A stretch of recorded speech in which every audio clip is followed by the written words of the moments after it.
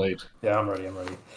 All right, we're gonna start in 3, 2, 1, go. All right. Hey gamers, this is Kita, and today we have a very special playthrough of Ocarina of Time. All dungeons, low C. Have some people here to help me commentate. I'm PancakeTurtle. I made the majority of this task, or LOTAD.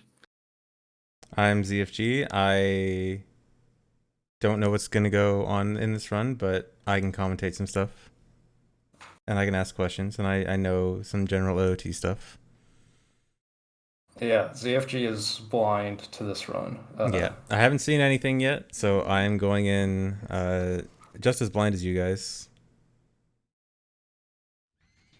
Yeah, so, Tharo is also an author of this, and we have other contributors that helped in the process, but those credits will come as, like, they come up. But basically, we can start by the definition of all dungeons, which is a normal speedrunning category. It's just beating all 8 of the main dungeons by stepping into the blue warp and reaching the end credits, which is pretty normal. But this run, we're trying to hit the C button as few times as possible, any of the C buttons. And C presses are used for using items that are equipped on C, actually equipping them on the pause screen, playing Ocarina songs, and like using C up, so like starting the Goma fight or Navi ISG. So, yeah. And people might be familiar with like low pause runs because we've done that before. Low C press is a lot more restrictive than that. Because if you think about it, if you pause twice, like if you do 2 pause in Majora's Mask, you're already pressing C 6 times just to do the equips, just to equip things to all the C buttons. And that's not even using the items, which are using like all throughout the run. Yeah, so just to really hammer it in, to use an item, it's always at least 2 C presses. One to equip the item and one to use the item. Yeah, exactly. So don't expect 0.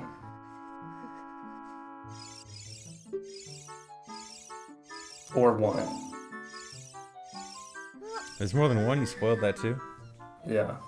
That's the only spoiler I'm gonna give. It's more than 1.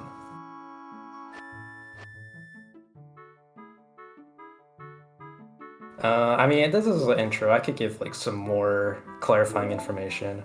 This run is done on the N64 version, 1.0. That'll be relevant later. So, Much later. yeah, this is not done on Wii VC. This is made with GZ, which is the Ocarina of Time practice trainer made by Glank. We use that to record and play back inputs. Which also means that this can be played back on console as well, which is really nice. Yeah, it could be played back on console, and there's no splices or anything. It could be played back as one macro.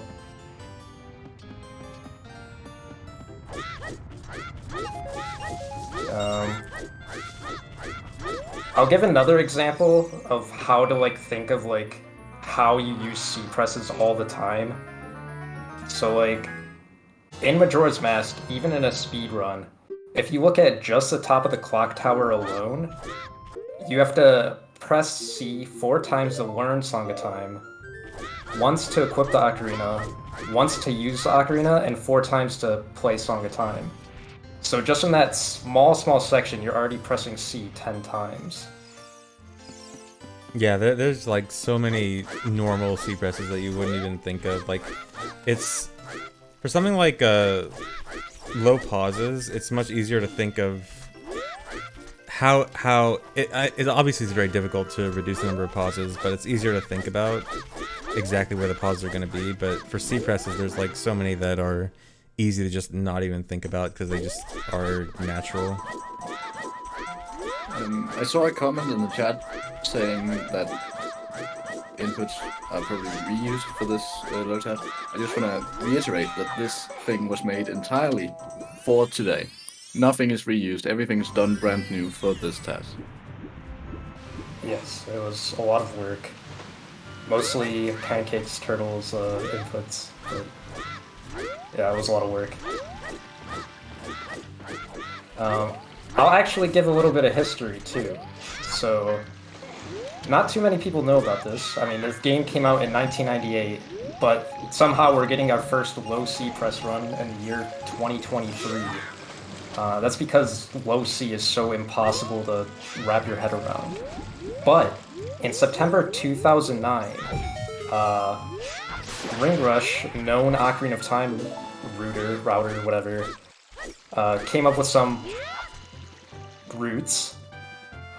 Take these with a huge grain of salt. This was 2009, but for any percent, just item usage, not even like all C usage, just limiting the amount of times you can use items. Any percent was 11 C items, and MST, Medallion Stone's Trials, which is kind of similar to all dungeons, was 76. And that any percent was Ganondorf, any percent, I assume? Yeah, it was like the normal, like, RBA one, I think. Oh, okay. So even like, it had Door of Time skip, at least. And this is 2009. Ganondorf did not exist in 2009. The only other history out of that whole time, so after 2009, we just never thought of again. In 2021, Tharo, one of the co-authors, was looking into doing some of the dungeons low C. So that was kind of our starting point.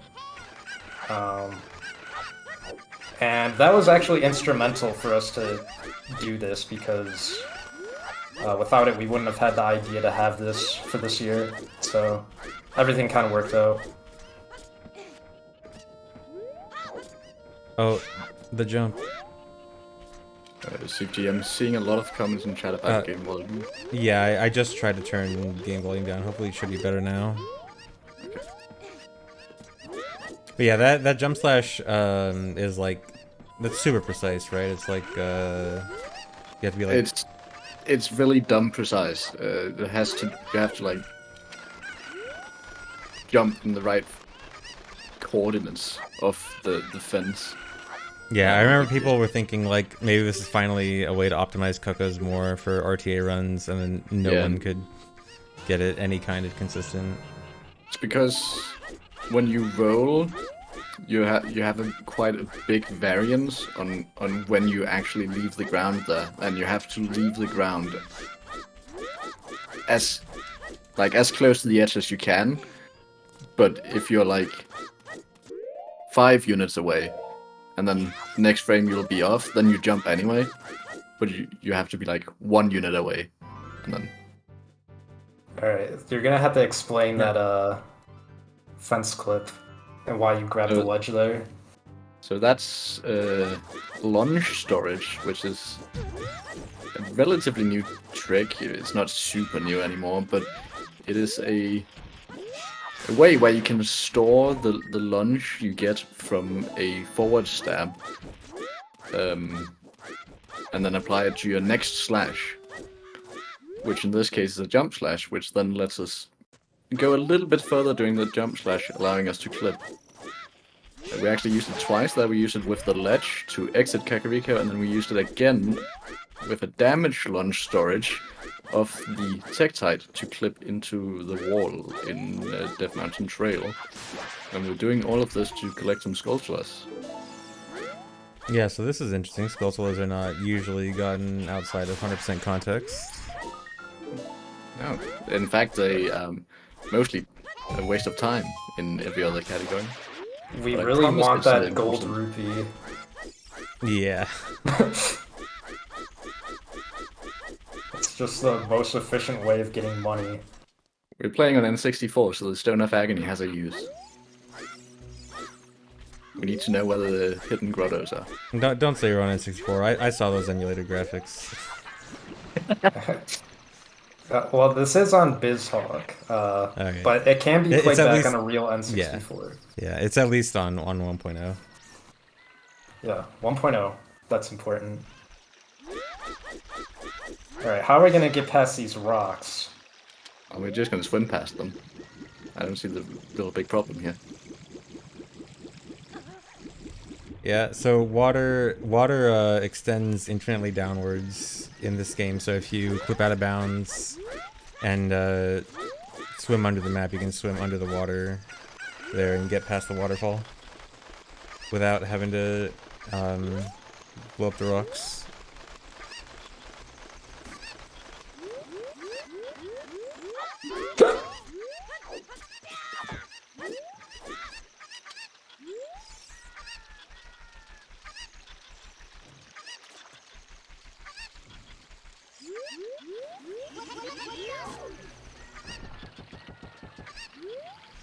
So where are we going now? Oh yeah, how are we gonna get past this waterfall? You need Zelda's Lullaby. But that's a lot of C presses, Keith. These Yeah, are that's things like for the chat to what is think that? about. Seven C presses for Lullaby here. Yeah. Yeah, but then we need to learn it as time. well. It's at least one to die. But thankfully that Coco gets you right past the waterfall.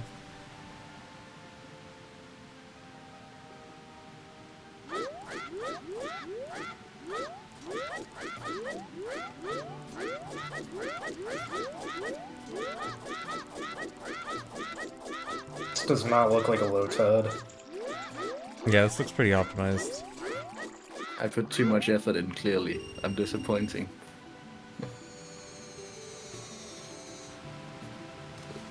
Alright, diving game score. How many dives? One? Or, well, I guess one extra dive. But not... Is it possible to get all 5 on the initial jump off the dive? It is if you get really good RNG, but I grinded a long time for that RNG seed, so... Alright. Fair enough. It seems very possible if you're, Oh. like... If you get the impossible RNG seed. Danny in chat says it's not possible. Oh no, I remember I think Danny in Glitches and Stuff looked into this a while ago. And found, like, the exact, like, best possible optimal positions, and it wasn't quite enough. Oh, Playing again for rupees, I guess. That's what. So why are we playing it again? Oh, is it not? We for already got the rupees? scale. It's for Well, I mean, rupees. the rupees are nice, but Oh, you missed it. Oh, desync. I missed it. Damn. Oh no. Oh, we got a desync. Oh, this roof is hard to grab. It's too far down. Even with scale, I can't reach it. Oh, you got it. I got it. Okay, desync fixed.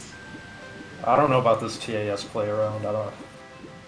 If I was behind the wheel, it would look a lot different here. Now this is a LOTAD. I should have put this in the trailer.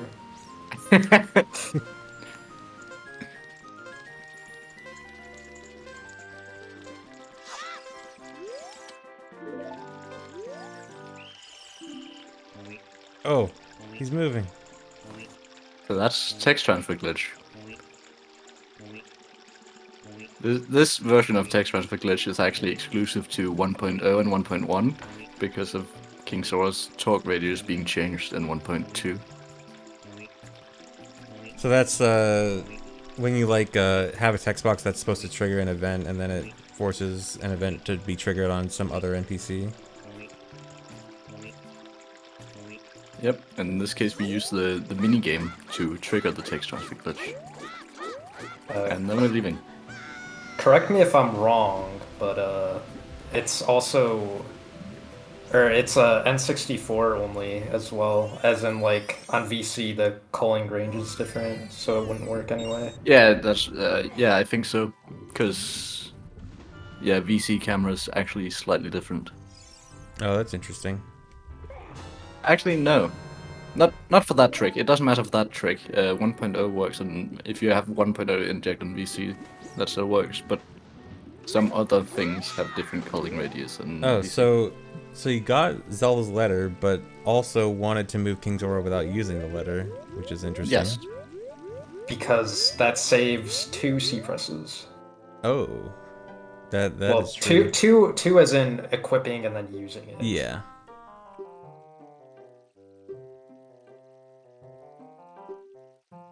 In fact, moving King Sora saves another C press later. Oh, there's Just one. remember that. Write that down. And that's the first C press. Did you guys catch it?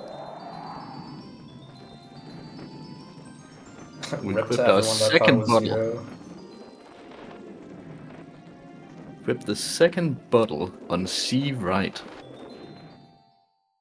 Keep that in the back of your mind.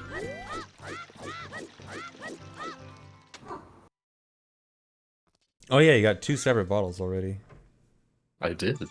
It was we so did, fast that ZFG didn't even notice. I noticed, but it didn't. I don't usually see runs that get both the King Zora bottle and the Cocoa bottle. It's important for later, I promise. And the order that we got them in is also important. Don't Yeah. think about it too much, but it is. But don't think about it. It's surprisingly important, but don't think about it.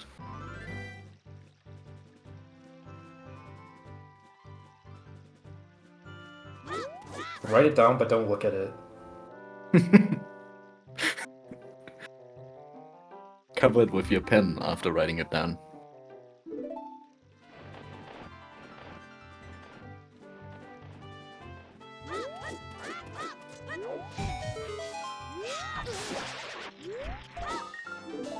Alright, who's keeping track of how many skulls we got?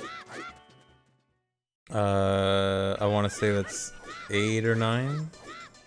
I lost count. I think that was 9. I don't remember. Yeah, I'm pretty sure it's 9, yeah.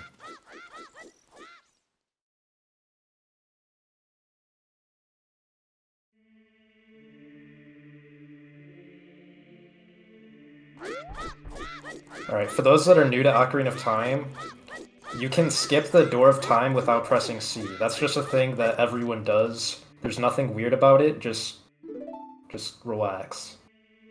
It's quite easy, in fact. It's the I've seen people do it RTA.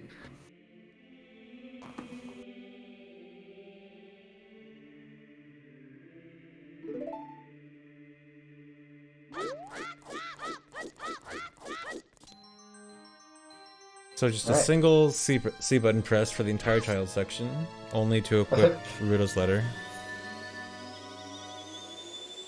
Lil bro thinks there's only one child section. Oh. No, wait. Which you there go back might in be. time. I'm not gonna spoil things. There might only be one. There might only be one, but there could be 5.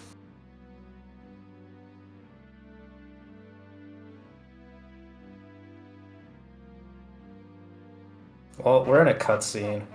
ZFG, since you're blind to this, what do you think? How many C presses do you think, if you even thought about this challenge at all? So I didn't think too much about it, but one thing I was thinking about is the bosses, and it seems like the bosses, at least a few of them, seem difficult to get around some of the C presses. At least in my head, Baronade, Phantom Ganon, Volvagia stick out. I want to say, if I had to take a guess, I'm guessing around 10. Or that might be a little bit low. I don't know, 10 to 15. I know the bosses and probably some RBA related stuff is probably going to be unavoidable. That's my guess. Chat is saying 28% on 9 to 12, so pretty similar to yours. You said 10, Alright, right? yeah. Something important is that on N64, you can't use stick as adult. So that's something to also think about. True. So this does not use Sticks Adult. Correct. No, that would crash. Well, That does make me very interested in how Phantom Ganon is going to play out. well, we have a surprise tool that'll come in later for that.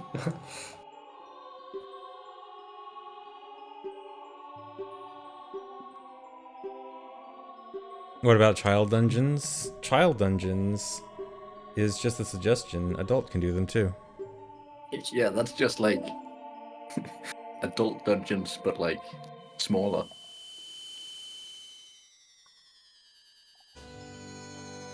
Alright, we got our first medallion. Except this doesn't actually mean anything for all dungeons. We don't care about this medallion.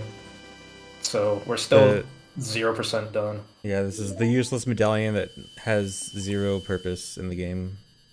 There's It's not even actually behind a blue warp. yeah, there's no function that the light medallion serves whatsoever.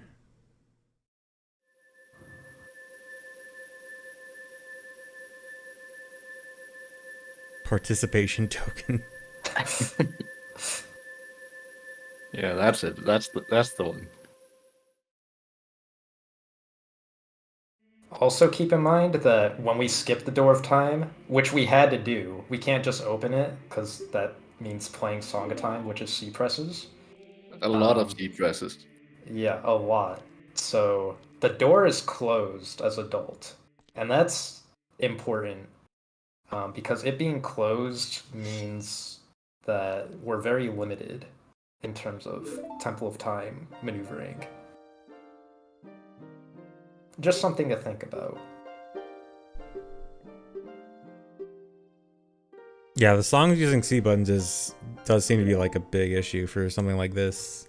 Like even the lowest C press song is what, Serenade, which the notes plus Ocarina would be 6 alone. So I'm gonna take a wild guess and say this is probably a no song run. That's a crazy guess. Do you think we can do the entire run without playing a single song? Well, something important to I'm think gonna be about. disappointed if you don't. Something important to think about as well is that if you want magic, you're required to get you're required to play Zelda's Lullaby, so that would be at least 7 C presses to get magic. So just something to think about. Hey, what's that? On C down? We equipped an item without pressing C. Yeah, luckily, when you become adult, bombs just get automatically equipped to C down without having to manually equip anything. So just a nice little free equip there. Yeah, that is pretty convenient for a low C press run to be able to use bombs without equipping them. Yeah, low pause likes that a lot too. That port can also equip Ocarina and Nuts. Well, that port.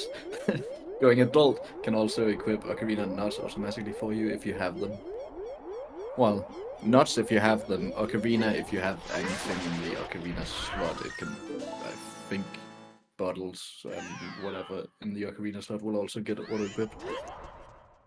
Wait, if there's a bottle in the Ocarina slot, does it equip the bottle that's in the Ocarina slot, or Yes, Ocarina? Yeah, I think so. Yeah. Okay.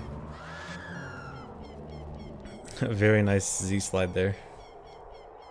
By the way, I forgot to mention, so like I'm not gonna do any spoilers through the run, but I will say, like, when we reach the last C press, I'll just say, like, that's how many C presses there are. That way we're not wondering. Alright. And now, no, I'm just kidding. No, just...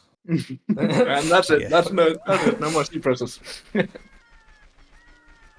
Yeah, that weird sliding thing, that's a Z slide where you repeatedly mash Z every other frame, and it like preserves your sort of preserves your speed, similar to an ESS. Tasks like to do it a lot for just a tiny extra speed boost of like keeping backwalk speed forwards. It also doesn't slow you down when you're walking on stairs, for example. Yep. Stairs in CAC, you walk at 8.5 instead of 9, for example. To the new Ocarina of Time viewers, the reason we got those 10 gold sculptures is so we could get that adult wallet. So you don't have to worry about the skulls anymore. You could cross that off. It's the only way to get wallet without pressing C. Usually when people get wallets in 100%, you don't actually ever get that wallet. Because you RBA the wallet and get the other one instead.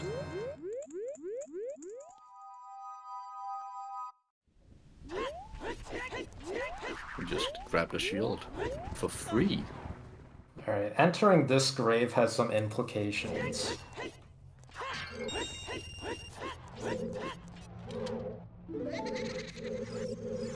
But before that, you have to obviously guess what the damn pay time is going to be. 44.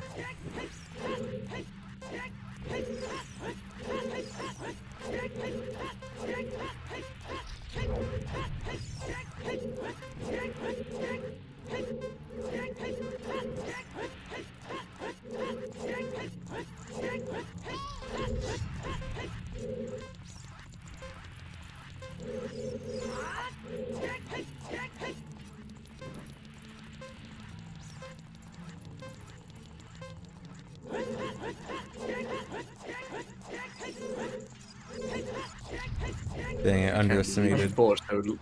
I Yeah, can't believe you thought so little of me. I'm sorry. You proved me wrong. CFG thought this was a LOTAD. Yeah. Turns out it's an actual TAD. You lied to me.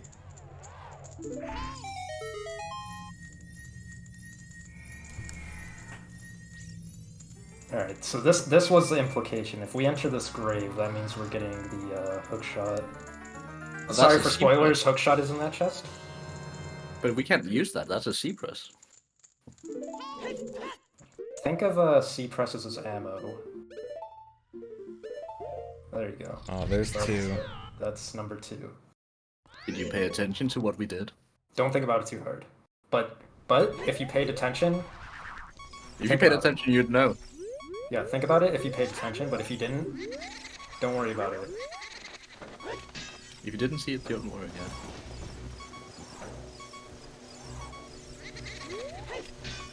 Oh man, the Poe hover. How else are we gonna get into a Shadow Temple without C presses? Makes sense. Well, see, that's the thing. That's another thing about C presses that makes it impossible to plan a low C press run. Is like all glitches use C. Like there are so many ways to enter Shadow Temple, but that was the only way to get in without pressing C. Yeah, especially bombs, because there's like so many tricks involve bombs. And only way to do that is... Well, usually the only way to do that is with the C button. There are ways around it, I guess. That's number 3. No way to cross that gap. Well, you could cross it if you had hover boots, which we don't have. So anyway, in this room, we're about to get... Yeah, we're about to get there. Oh, I love the quick dead hand strat. Yeah, Shadow Temple and Poe Hover was by Tharo.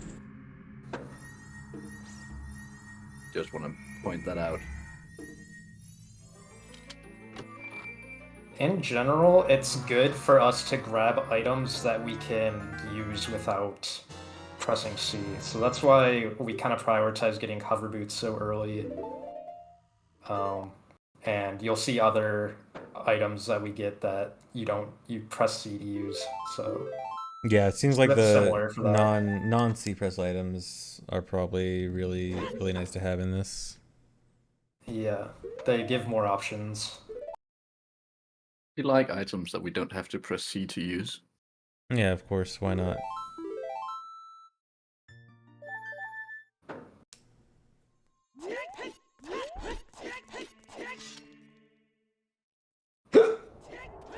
Sorry, I have the hiccups.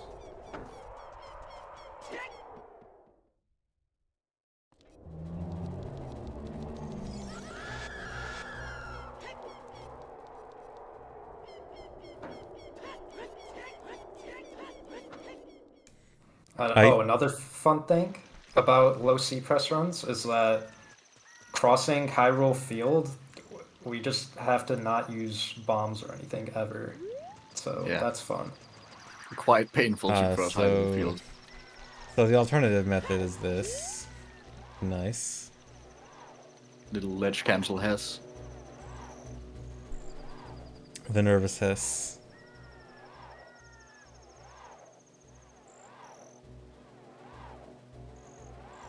Okay, so someone in chat asked if C up for Navi counts as a C press, and yes, it does. Yes, it does count.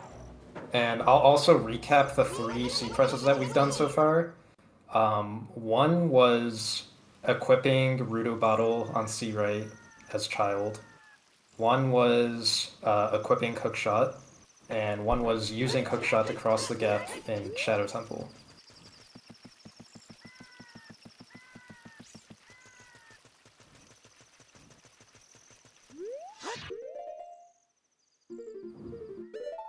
Here's a nice use for those hover boots.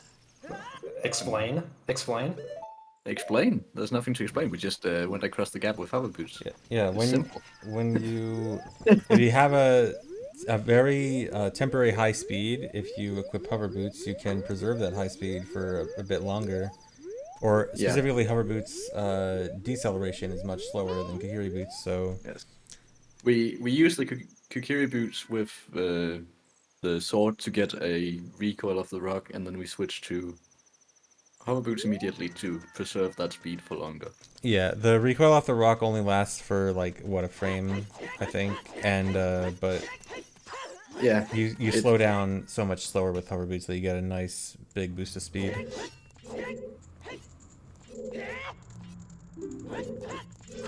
Oh, are we actually saving the carpenters? Well, How Gerudo nice. card doesn't take C presses to use. That's true. If you kept everything in the back of your mind, you might know why. I think I might know why. I have an idea. I'm very curious what your idea is. Unless it's correct, in which case I don't want to know. But if it's wrong, I do want to know. Okay. I'll let you know later. Okay. Tell us, but like, don't tell us until you know if it's right or wrong. Yeah, of course.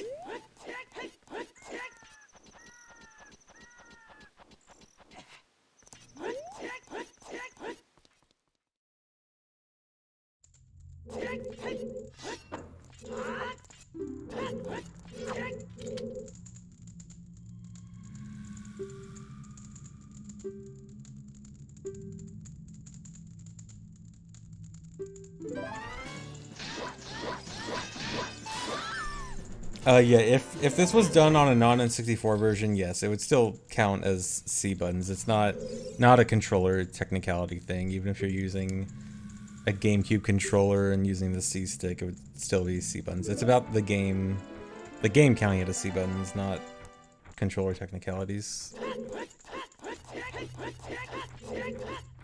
Yes, that's true. The game has like a internal table that it counts C buttons as, or buttons in general. Yeah, using some obscure third-party Mad Catz controller that isn't actually C buttons isn't gonna save you from C button presses. I didn't press C because I just used the C stick on my GameCube controller. Yeah, no actualies for this.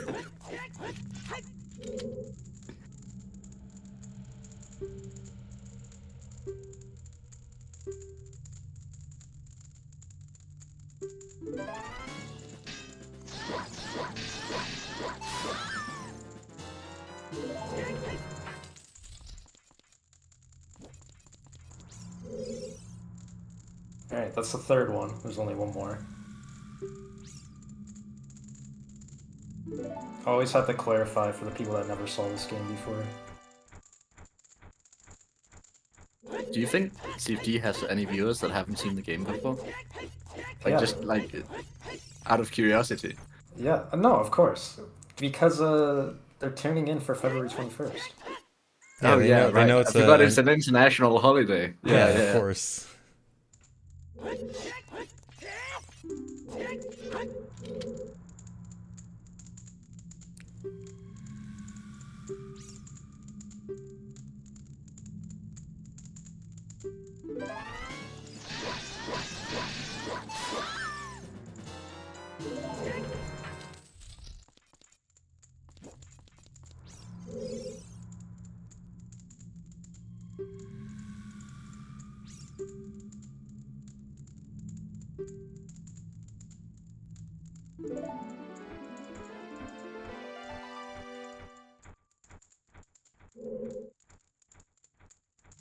POV, you're in jail.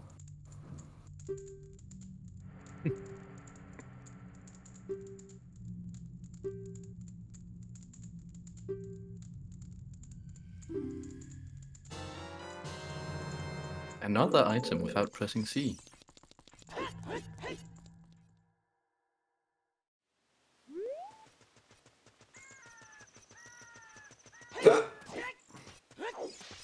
Is that 3? Is someone counting the hiccups? Yeah. Sorry, what's more, the C press count or the hiccup count? C press versus hiccup.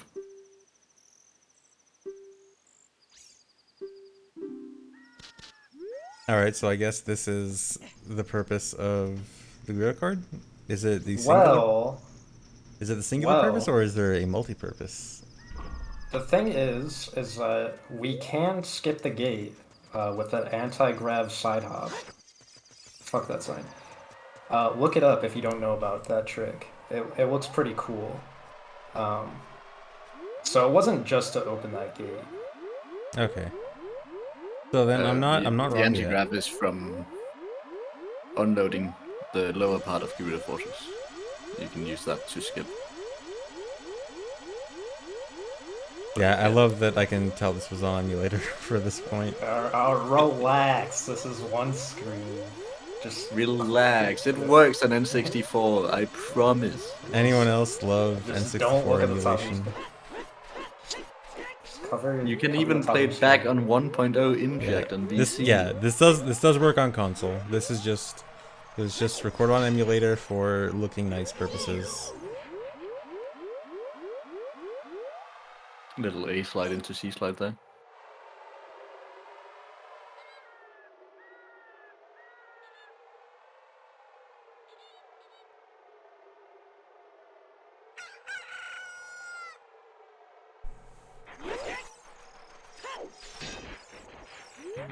I like the diagonal A slide. Looks cool. Oh, we don't have bombs to Hest with, so we have to A slide Yeah. or C slide to go fast.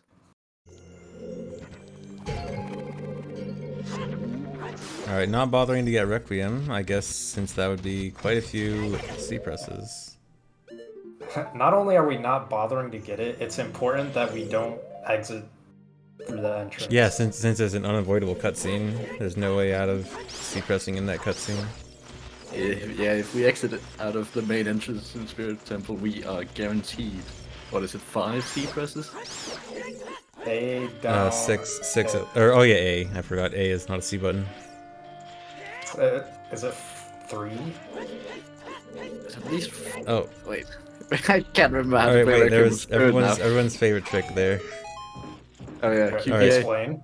Yeah, so that was what's known as quick put away, where for that method you try to put away sword on one frame and then on the next frame fall off a ledge and attempt a jump slash with no sword in your hand.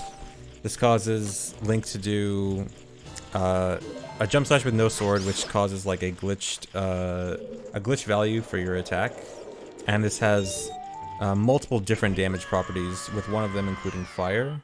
And that's how Link's sword was able to light the torches there to get that key. The really cool use of the Armos here, using their explosion as a Hess to clip through the walls here. Yeah, so what is needed for a Hess is a way to interrupt your roll, and then a damage source while you still have roll and invincibility frames. In those cases, it's the damage from the Armos is both interrupting and used as a damage source, while the ledge cancel earlier with the Poe was the ledge cancelling my roll, and then the flame from the Poe counting as the damage source.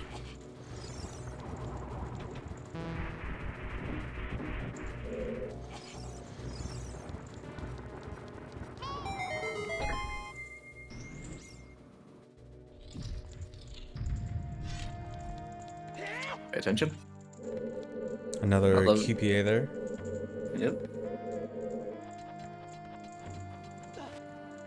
Yeah, again that means Link has glitch damage on the sword right now.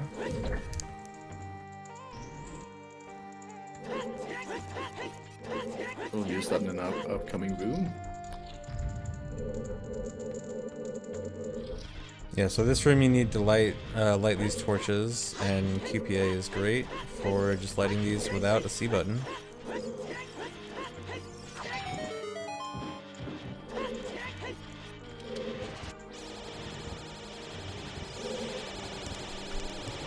And then we're pushing bugs.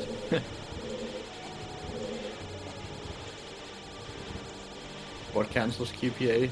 A normal sword slash. Yeah, normal sword slash or loading a new area. Yeah, via loading zone, yeah.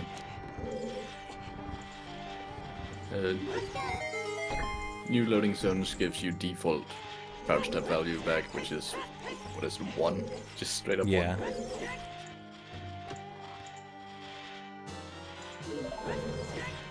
You can combine QPA with ISG, yeah. So you can get QPA and then your crouch stab continues to have QPA damage, and then crouch stab is what causes ISG.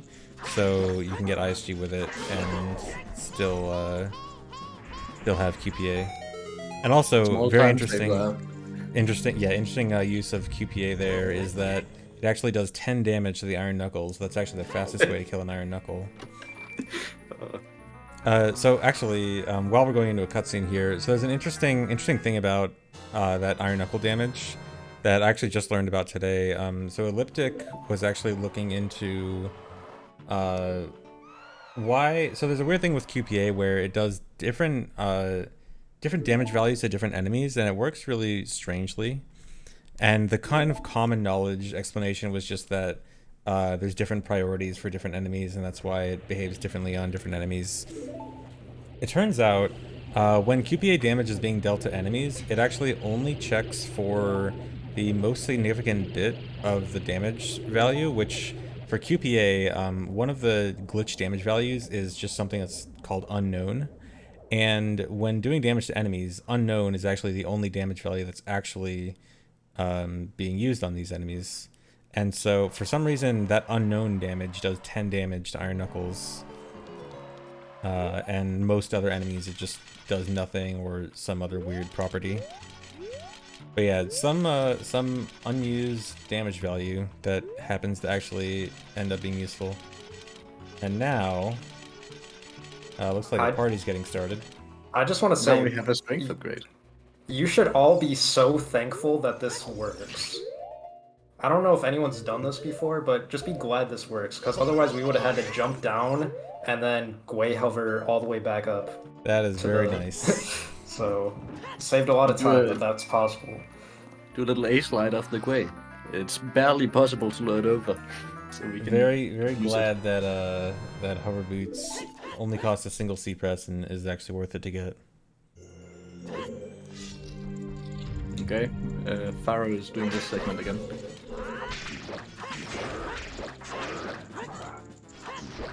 Yeah, like I mentioned earlier, like we prioritize getting hover boots right away. Notice that our next two items are silver gauntlets and mirror shield, which are also items that don't need C, so it makes sense to do Spirit Temple first as the first dungeon.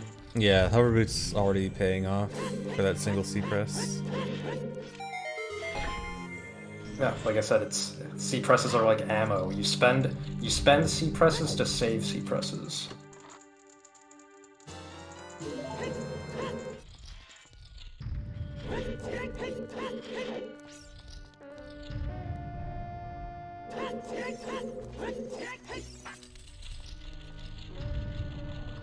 Astute viewers notice that block coming out of the wall. That's not an emulator glitch. Yeah, that I was just going to mention that. That's actually, these moving walls right here, these actually extend into the previous room. And for a split second, you can actually see them during the transition.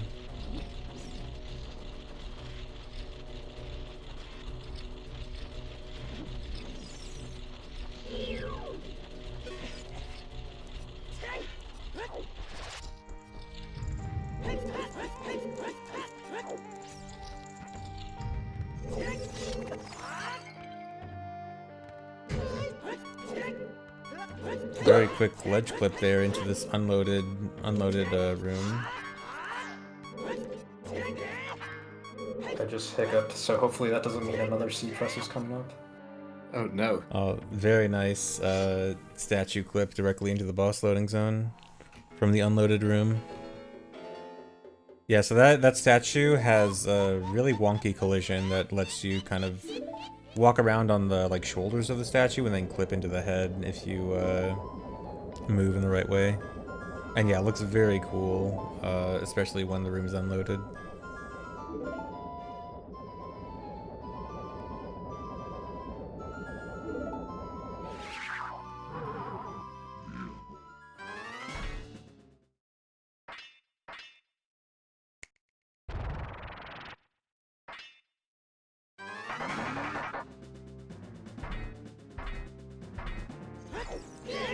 And then Twinrova, can't think of any reason why a C press would be needed for Twinrova. So this should be a nice... Huh? Use the hook shot to make them spin around. Yeah, I guess. Well, Use hopefully... the speed presses to speed up the fight. Hopefully you shouldn't need to do that. Yeah, you gotta keep them in place. But yeah, this should be a nice C buttonless fight. That means the entire Spirit Temple was without C presses. Yeah, the entire dungeon. Whoa. If we keep this up, we can beat the rest of the dungeons and also 0 C presses. Yeah, just extrapolate this out.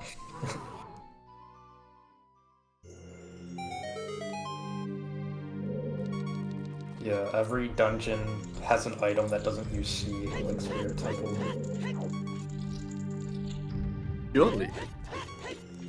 Surely it's that easy. It's actually faster to hookshot up there than to climb it. But if you did that...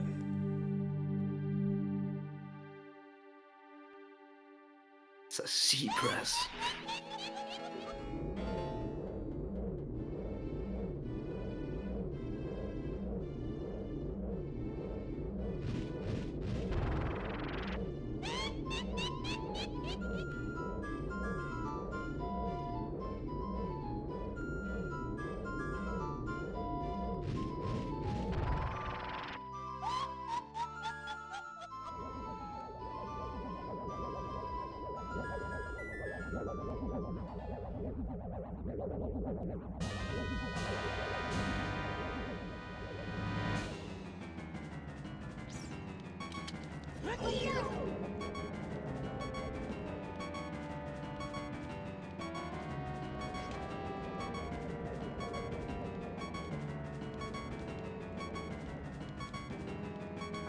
So this is pretty much just standard Twinrova fight.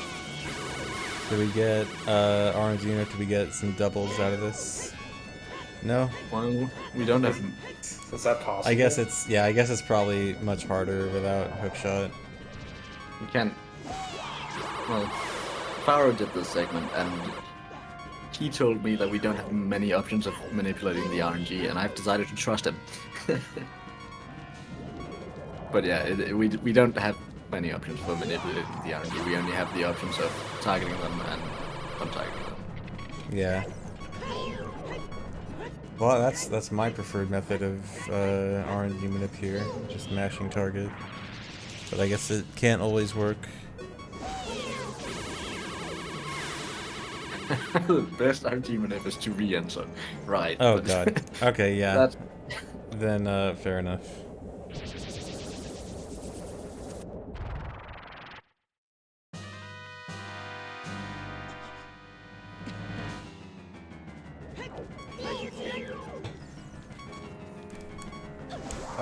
For those new to Ocarina of Time that haven't seen this game before, this is not RNG manipulation. It'll always be the same 3 shots in a row. Oh, and there's a trick where if you stand really close to one of the other platforms, it's actually possible for her to stay at the same platform, and that saves a bit of time of her like crossing the room. I actually thought you needed to use a projectile to make that strat work. I didn't know you could do it without a projectile.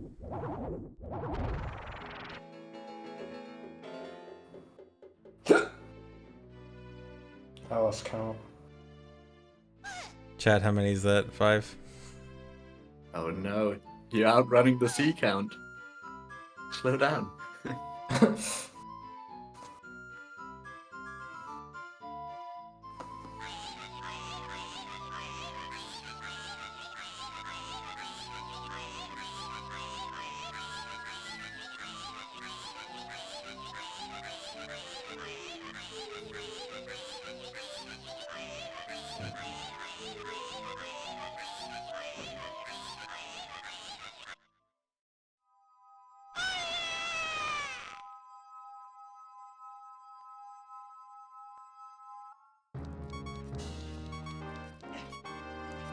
No need for the heart. Alright, that's 1 dungeon out of 8. There's 7 more. It's just the act of stepping in the blue warp, as I mentioned before, so...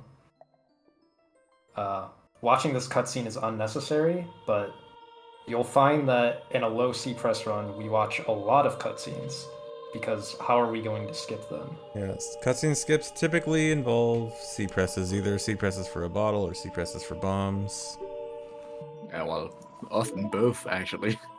Yeah. They add up a lot. Yeah, so get ready to watch a lot of cutscenes in this run. Hope you guys like cutscenes. Oh man. Good time to fill out your taxes.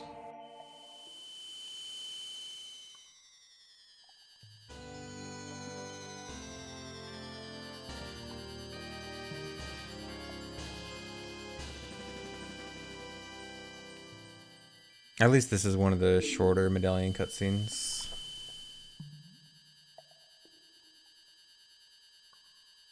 Oh, as if we're gonna skip the longer ones? Interesting. No, just for now. It's nice that we don't get the long ones right now. Prepare yourself. Oh man. This is almost 3 hours for a reason. I'm just watching every cutscene. Otherwise, it's a normal speedrun. All cutscene run. All cutscenes, RTA.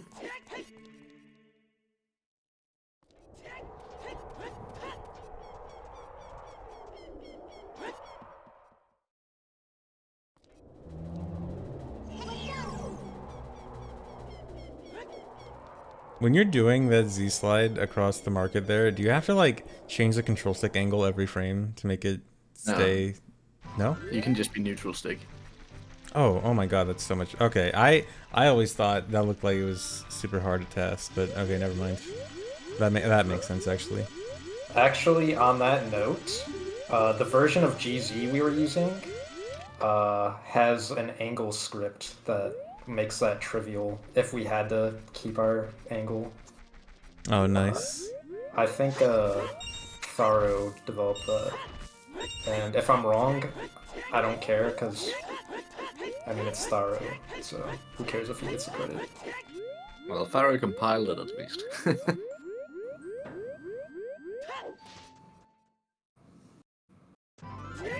PNS developed it. It's glitches and stuff. I do care. Glitches and stuff did it? Okay. That's out of the way.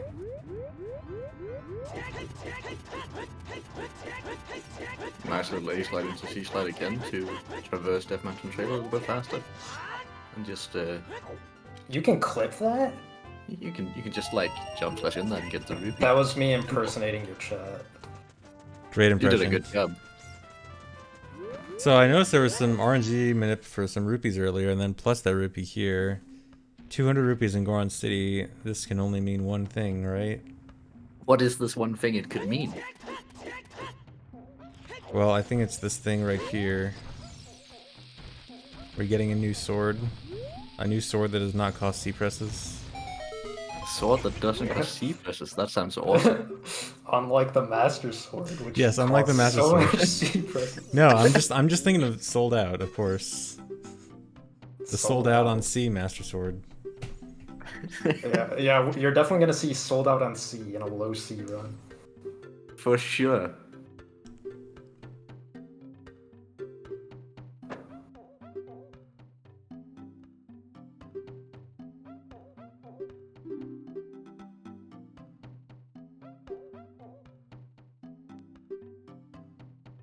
Now we're just talking to this guy to get our Goron tunic. Which is Yet another another item item we can equip. Yeah, exactly. Following the theme. There's actually all items you can equip without C presses run.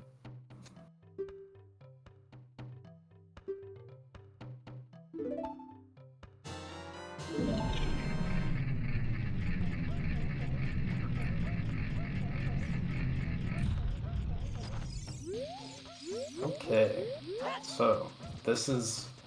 We got the 10 skulls so that we could get the adult wallet, and we got the adult wallet so that we can get this sword. This sword that costs 200 rupees and breaks when you use it 8 times. So somehow that's and important. we went to Spirit Temple first to get strength upgrade to use these bombs. Bomb flowers. Yeah, the silver gauntlets was so we could use bomb flowers. That'll save us C presses so that we don't have to use actual bombs once we get those. Yeah, especially for like backflip over that guy. Kingulango.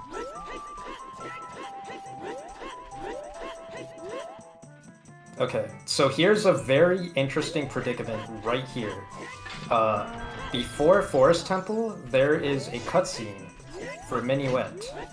And that's a song, and it costs C presses.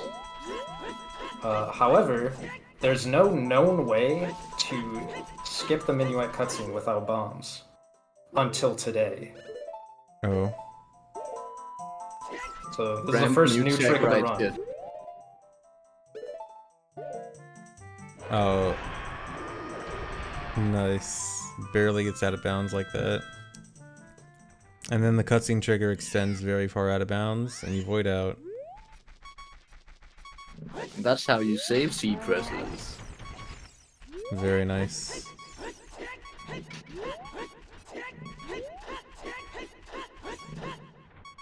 For those that think that they saw it before, it used explosives. And yes, that does give you the song. Not like they're gonna play it, right? Surely. Surely. Imagine. Alright, that's Alright. number 4 to enter Forest Temple. Yeah, it's gonna be hard to get around that one. Well, I know of a way to get into forest without entering from that way. I am also aware, but I believe that would most likely also cost alternative C presses. Yeah, for those wondering, for those first of all that know about wrong warping into dungeons, wondering why we didn't wrong warp into dungeons, it's because it either uses Pharaoh's Wind, which Pharaoh's Wind will be a C press, and Magic, which Magic's cost 7 C presses, Yes, or it would be Ocarina items, which also uses C press. So obviously, just pressing one hookshot is the best you can do to get into Forest Temple. No, you don't need 2 C presses for hookshot. You can just hold down the button to shoot. Yeah.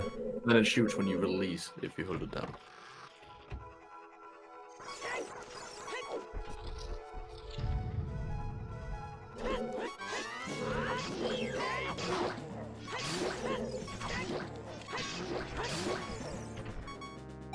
Very nice fight.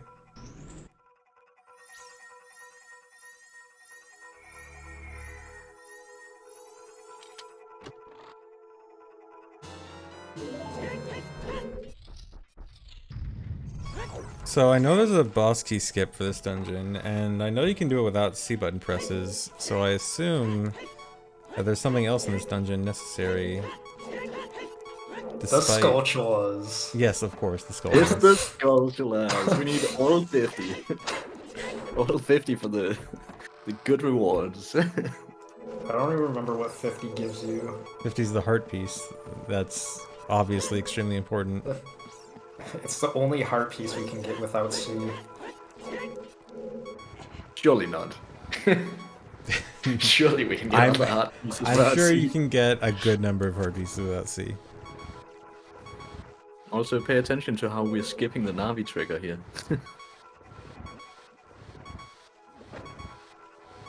Navi wants to talk to you about pushing these blocks. We can just like avoid it by going around the trigger. All of the glitchless speedrunners are watching this forest temple intently. You just side hop across the trigger, forehead. There's a lot of glitchless strategy overlap between a speedrun and low C press run, because most glitches use C. I guess that's another hiccup. Navi talking to you by herself does not count as a C press, because you don't press the C button to get her to pop up. It just saves time not to talk to her. Yeah, just an optimization.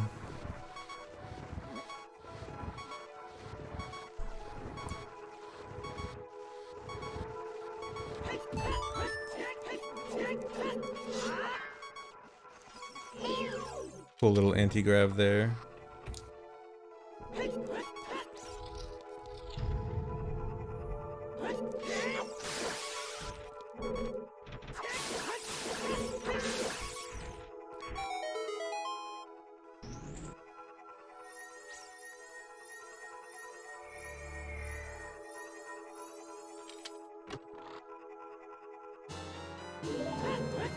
I think there's controversy in the hiccup counting community, and I think it's because I did a hiccup before the run started. No, only hiccups after the run started count. Only hiccups during the time of being live.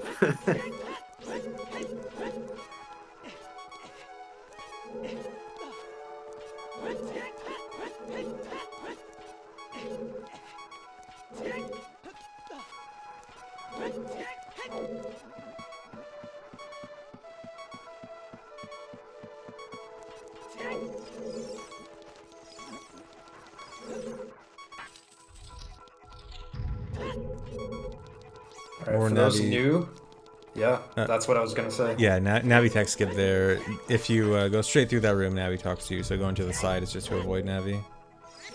We hate talking to Navi. Yeah, talking to Navi is terrible. Never want to talk to Navi.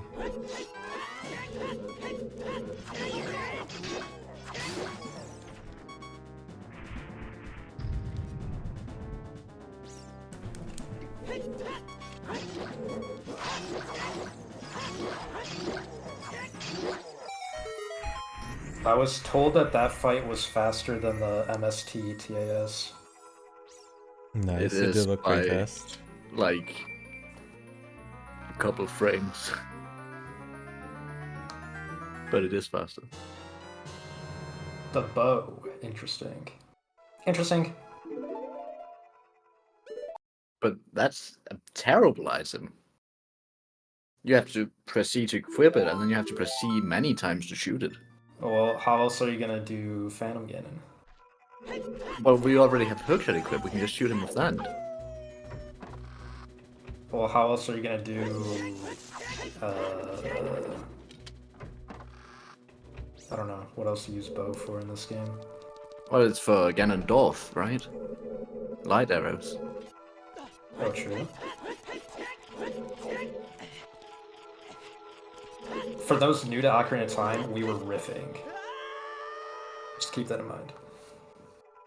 Alright, this fight... Pay attention. So with a precise crouch step here, we can activate hover boots. Then we can use those hover boots to do a little cool trick you may have seen before.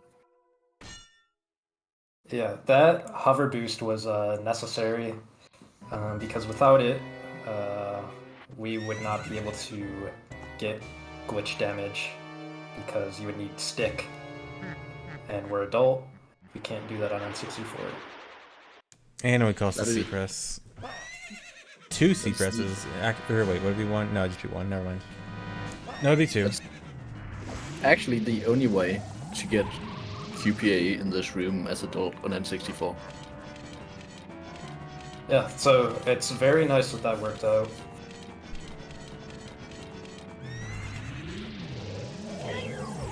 Alright, that's number 5. If I didn't say it, some of you might have missed it, but yeah. Yeah, I Using actually Navi, didn't. I missed it. Yeah. C up counts as C. We need a little XP. So this fight is why we got the Giant's Knife. Because these lightning bolts that we're hovering off of, we can't actually hover up high enough to hit Phantom Ganon unless we have either stick or knife. Yeah. Master Sword is too short. It doesn't hit him. Yeah, and it's specifically because of how high we're able to hover. So yeah, the whole ISG and quick put away is for the glitch damage, and glitch damage hits Phantom Ganon, because otherwise you would need either arrows, slingshot seeds, or hookshot to hit him. Yeah, glitch presses. The glitch damage with QPA, one of the properties it has is bow damage, and so that's why it's able to hit Phantom Ganon.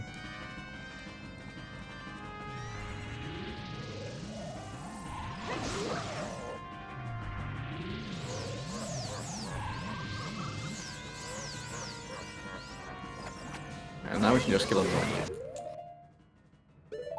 So yeah, the Forest Temple cost us 2 C presses, 1 to get in and 1 to beat Phantom Ganon. Oh man, so 2 dungeons now have cost us 2 C presses. That's not looking good. 3 C presses in the overworld and then 2 dungeons for 2 C presses. Oh no. Yeah, we got 6 dungeons left. Although we do have hover boots from Shadow Temple, but Shadow Temple hover boots are right at the beginning, so that doesn't really count. And since we're about to enter a long cutscene, because we have no way of skipping this cutscene, we can start thinking about like what other things need C presses. Like, for example, the dungeons. I feel like Fire Temple, probably you can get away with not many C presses until Volvagia, maybe even 0. No, there's gotta be at least. I'm not sure. Maybe if you do something crazy, you might be able to skip. You might be able to do fire with like 1 C press.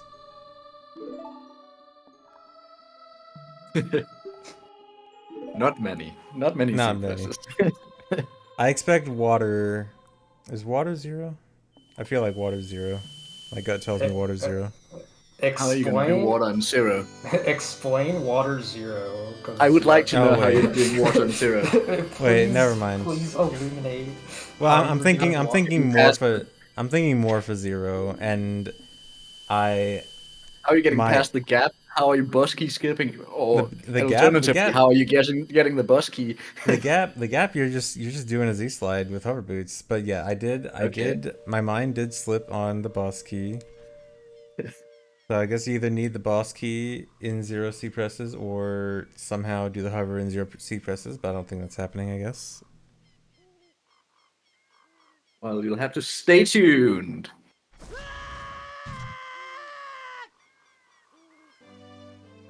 Oh, there's still another cutscene. So yeah, you do have to stay tuned. Just playing Master Quest. Holy shit! Why didn't we think of that, Kita? We could have just played on Master Quest. What time would be so easy? Yeah, 0 C is totally doable on NQ for Water Temple. Just splice Water Temple Master Quest specifically in. That'd be nice. Very simple. Just jump there. Yeah, so Water Temple, we have the problem of boss key skip. There's no way to do that without C presses. Or getting the boss key. Yeah, or getting the boss key. Shadow Temple, like, if you take the boat, that's a lot of C presses. That's out of the question. Astute ZFG viewers might know of other ways, but that's still... even other ways are high C press numbers. Yeah, exactly. I do think of one that is relatively low C button presses for getting to the end of Shadow. Well, you'll have to stay tuned to see if that's the right one. It probably is. Alright, this is the mustache clip. Lets us get into Deku Tree as adult with no C presses, and it's very precise. Yeah, just messing with Well, you some made it look easy. wonky collision near the top there. A little QPA action again. Very nice that this trick is so easy on 1.0. Yeah, I love QPA. Always love seeing QPA get uses. Oh, just burning the webs. That's it.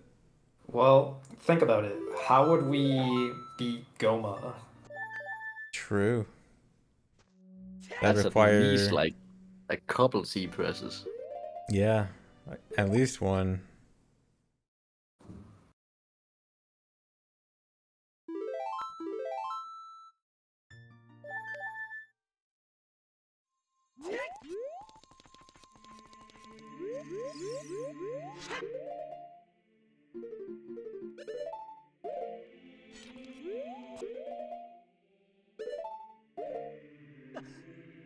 Alright, another song cutscene skip. Yeah, this song is a lot of C presses. We don't want to listen. We want to get that one, and then we leave. Just want to get the song. Yep. It's funny to me that we can't skip like most cutscenes. Like we're gonna be watching so many cutscenes, but if it's a song cutscene, we're like, oh yeah, we can just skip that. And then not Gotta be able save to those use the C song. presses. Yeah.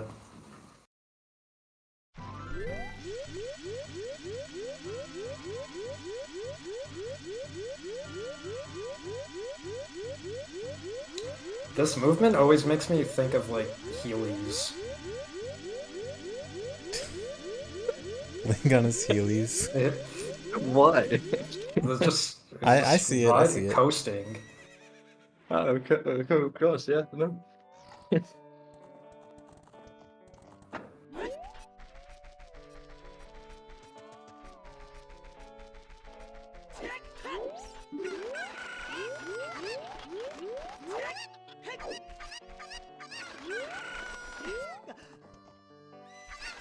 Oh, very nice.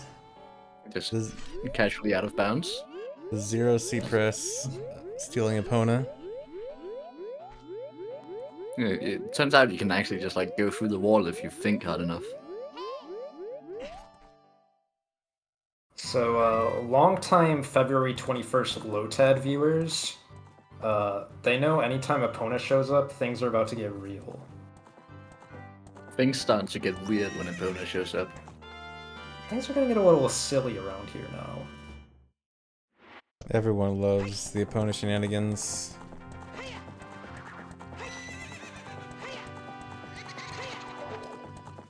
Now we have Bow and B. If you Waste think that 25 arrows. Or if you 5. think that there was a reason to do that, you're wrong. There was no reason to do that. Yeah, we're shooting Don't- arrows. don't for worry fun Oh, about so right now. I don't need to keep that in the back of my mind? Yeah, don't No, keep don't that in keep the the back. arrow count in the back of your mind. We're wasting them for fun.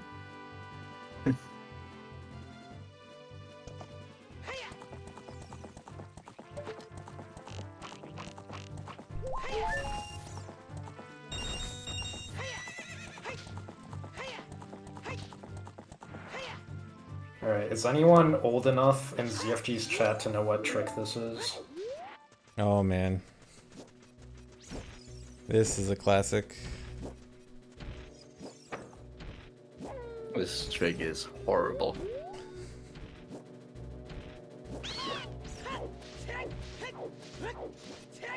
Yeah, this is extreme boomer strats.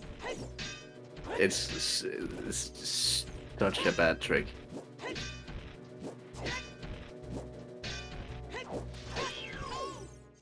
Yeah, so this is the Tektite hover to fishing pond. This was a trick that was technically optimal in any percent many years ago that only a small handful of people ever did a run with because it's the worst trick. It's so bad.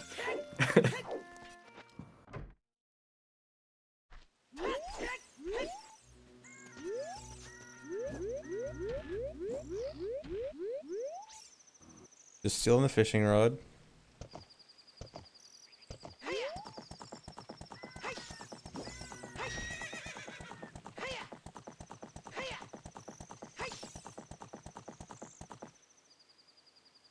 Oh yeah, we have the fishing rod on B. That's probably important. Nah, I don't think this. I forgot about that because when I started playing Ocarina of Time, that was like the most... That was like the trick that everyone knew about. Yeah, it was just like the basic. Now it doesn't get much use at all anymore, but yeah, stealing the fishing rod used to be one of the basics of OOT.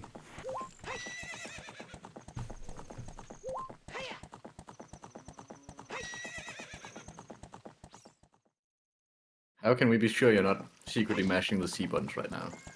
Well, you can be sure because the C count is actually reading directly from the game input in the top right corner. It's a Lua script that's reading directly from the game input. Oh, this is a new trick. Well, time Nice. passes kind of fast. I don't know how new it is, but yeah, you can pause to displace. Actually, don't worry about it. That wasn't even a trick.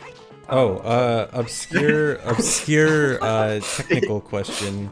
So I noticed that you paused there, and the fishing rod stayed on B. Is that due to opponent temp B stuff? Because usually pausing will remove the fishing rod from the B button, right? That's only if you dim the B button first.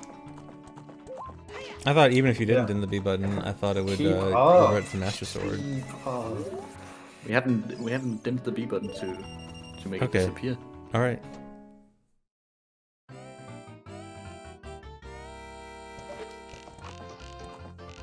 See, I wasn't lying. When I said that shooting those arrows was pointless, I meant it. Because think about it. What do you mean? We just got a heart piece. What do you mean? Think about it. See? The arrows have anything to do with that?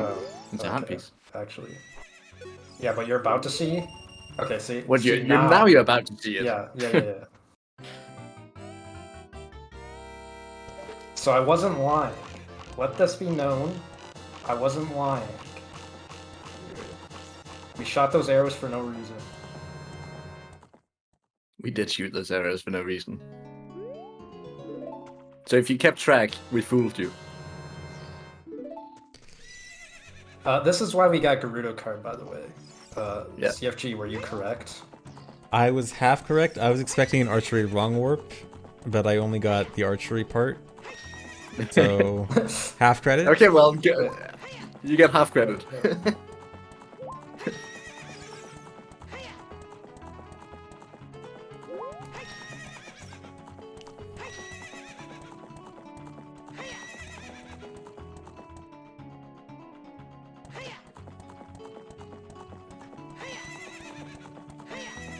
Yes, but why quiver? Why do you need a 40-euro quiver instead of 30? The astute viewer will know. Yeah, we'll explain soon enough. In fact, you'll get so much explanation, you'll be like, actually, I don't care. Actually, I wish I didn't ask. Yeah. So don't worry, you'll know.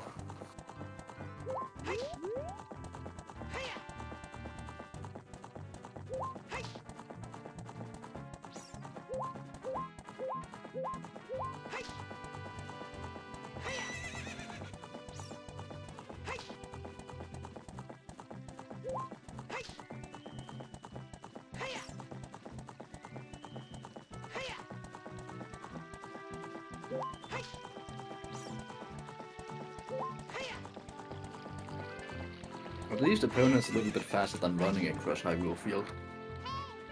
Well, that's the whole reason we got Epona, is to speed up have overworld faster movement. movement. We move across the overworld so much that it's actually just faster to get Epona.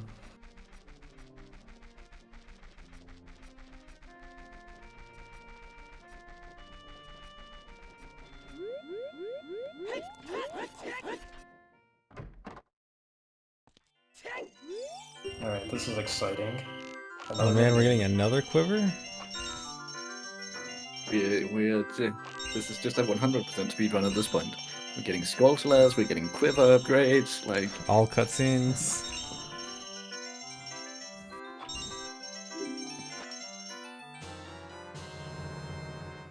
Alright, yeah, we got all the quiver upgrades, as far as I'm aware.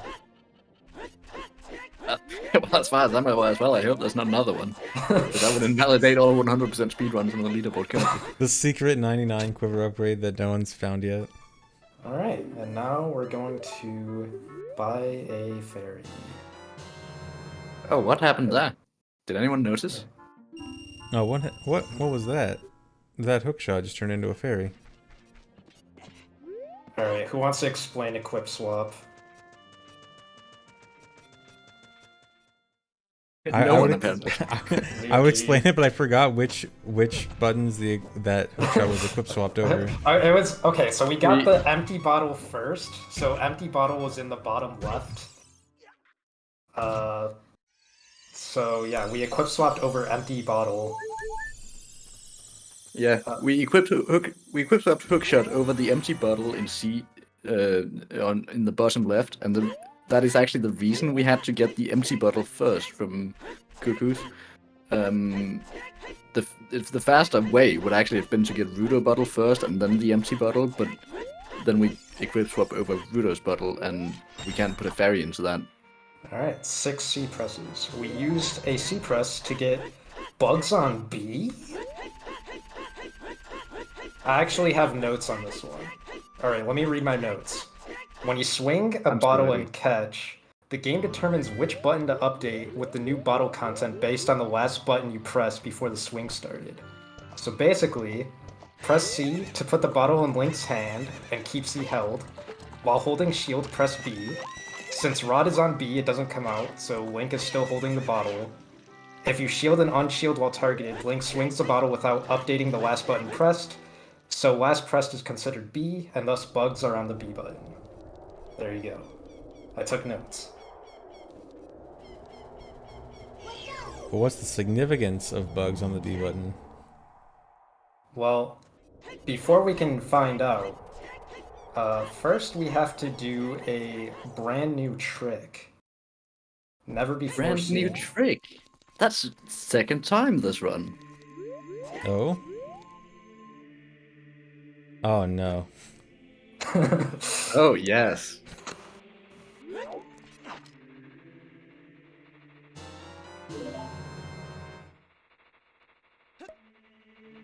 I'm just gonna say in advance, I'm sorry to whoever had to task this. Well, that was me. I hope you're okay. Yeah, I'm fine. Joe Lin found that the geometry genius Joe Lin somehow found the proper way to get 2 bugs to push you through and clip so that you can skip the door time. Amazing. In fact, we only, even though we dropped 3 bugs, only 2 of them actually acted on us there to push us through. And so now the purpose of Rudo's letter is revealed. Yep, we're using Bottle Adventure. Yeah, so Rudo's letter is an item that points to your arrow count for the purposes of Bottle Adventure. And the arrow count was 44, which is sold out. And so now we have sold out on B, and sold out acts like the Master Sword. But then why have sold out and not the Master Sword on B? So I just saw a question about the bugs. Yes, even though they dig instantly, it's still RNG. Because the bugs move back and forth while they're digging still. It's not as bad, but it's still pretty bad. Yeah, so the TLDR of Bottle Adventure is Rudo Bottle on C plus the arrow count lets us get items on B. So this is why we got Epona, so that we can shoot arrows without pressing C. So right now we have 17 arrows. And a nice little treat about sold out on B. It also activates Bottle Adventure. Yes. That's wonderful. We'll come back to sold out. So if you're writing things down, write down sold out. But we'll come back to that.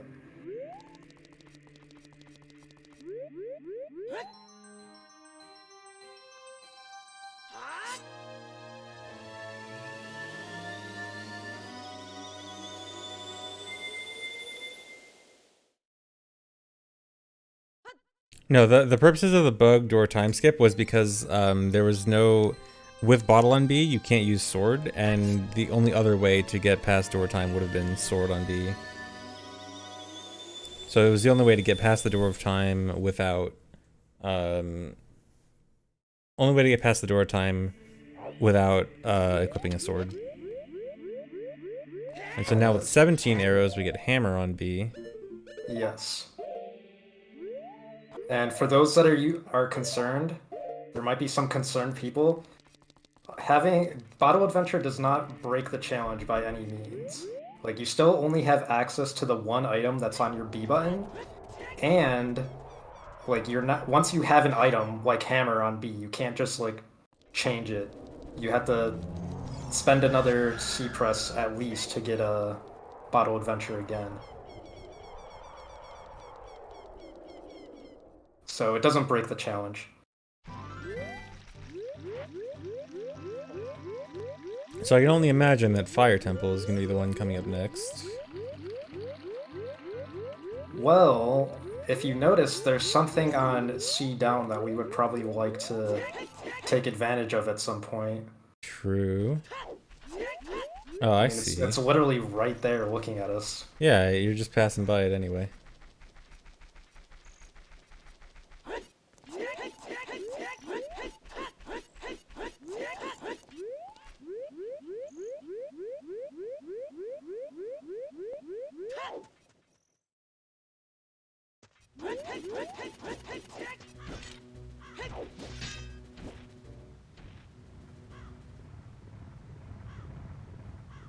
Alright, finally, Dodongo's Cavern.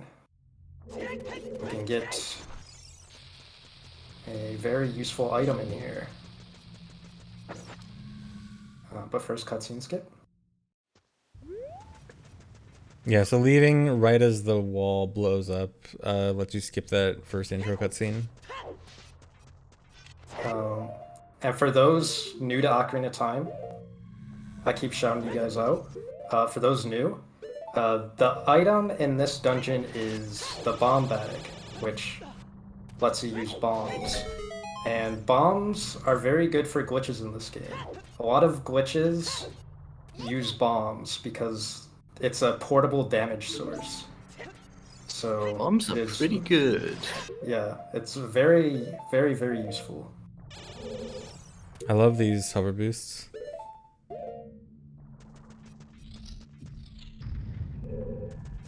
Alright, here's a trick. This isn't new, but I bet a lot of your viewers don't know about this. Oh, this, yeah.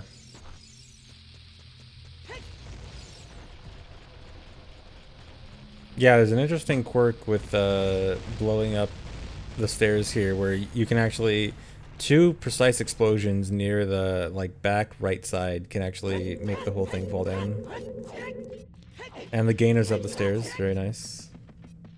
Thank you. I was gonna fire Kita if you didn't do them. That was my rule. That should be required for all tests. The rule was I could be as bad as possible as long as I did the gainers up the stairs. I mean, you took that too hard.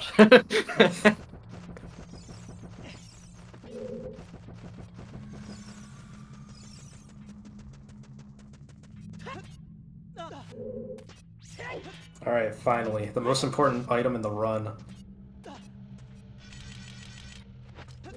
Oh. Oh? Kita, you I actually... yeah, I actually miscounted.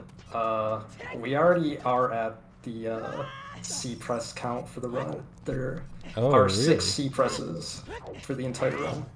Very interesting.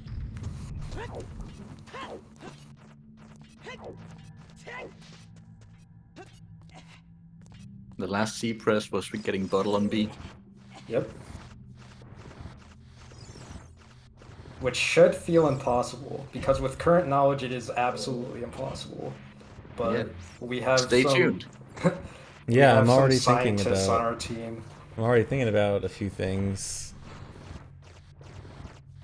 How are we gonna do every single remaining dungeon without pressing C?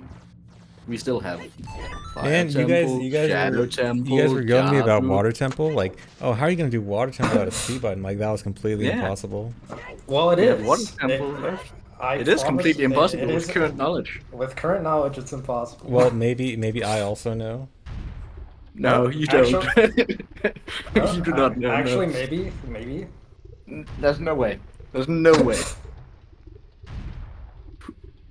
Someone would have had to leak.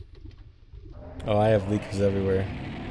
Don't forget, ZFG had access to the video. He could have just like Yeah. sneakily. I watched it. didn't leak myself though. I didn't cheat.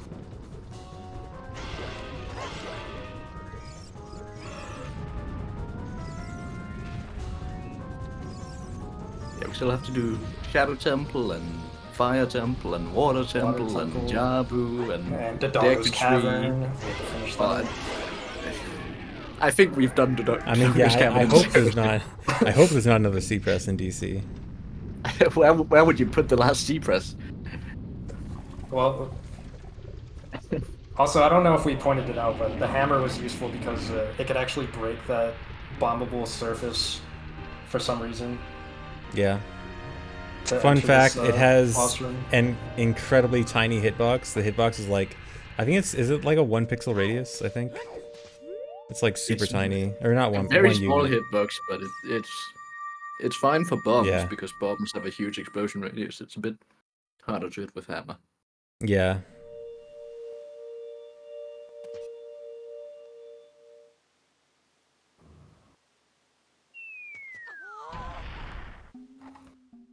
Yeah, so it's convenient that hammer for some reason breaks that, and it's convenient that there's bomb flowers in the actual fight. That's another hiccup. The I hiccups think are you're one. officially just beat the C count. There's no going back now.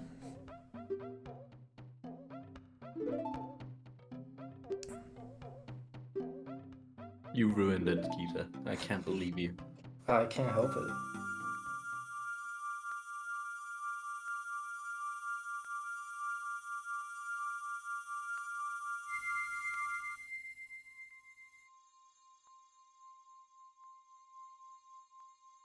Do I always hiccup in this go mode. much? I random chat. I actually had the hiccups like for several years of my life, and then one day they just went away. But today I guess they came back.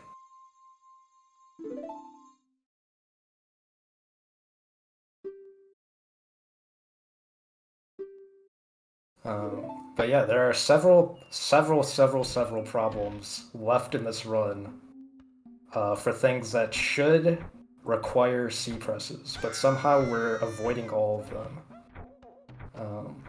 So there's still a lot left to do. Stay tuned.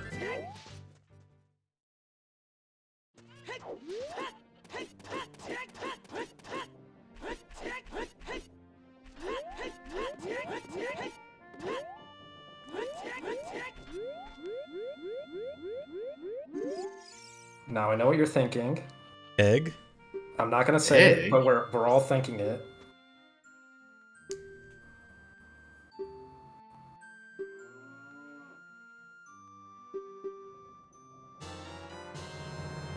All right. This has a purpose. Everyone's favorite item.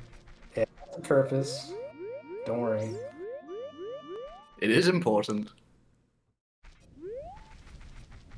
Okay. We're doing this thing again. This Poe Hover. Old news by now. Everyone knows about this.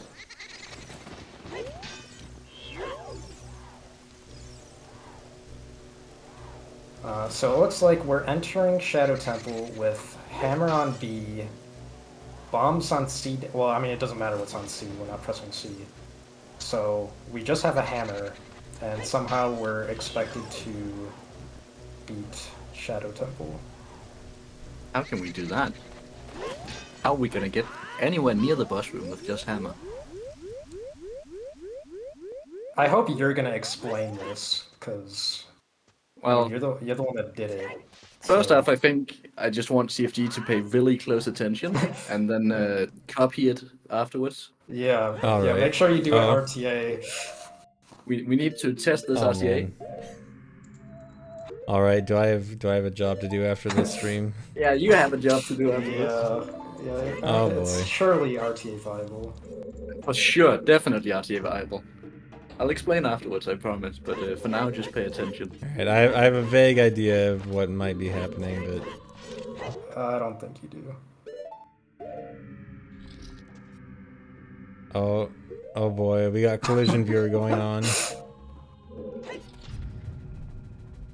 Just to reiterate, this is not spliced, the original video is still playing in the corner. Yeah, no splices in this run.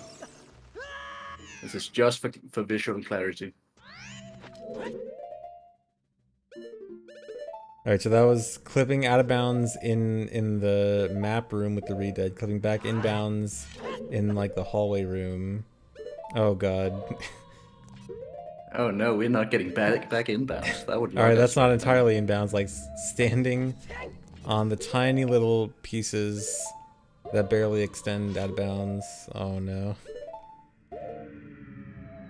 Oh, but soon these are gonna stop. These small pillars that leave out of bound collisions. This is gonna stop soon. What are we gonna do then?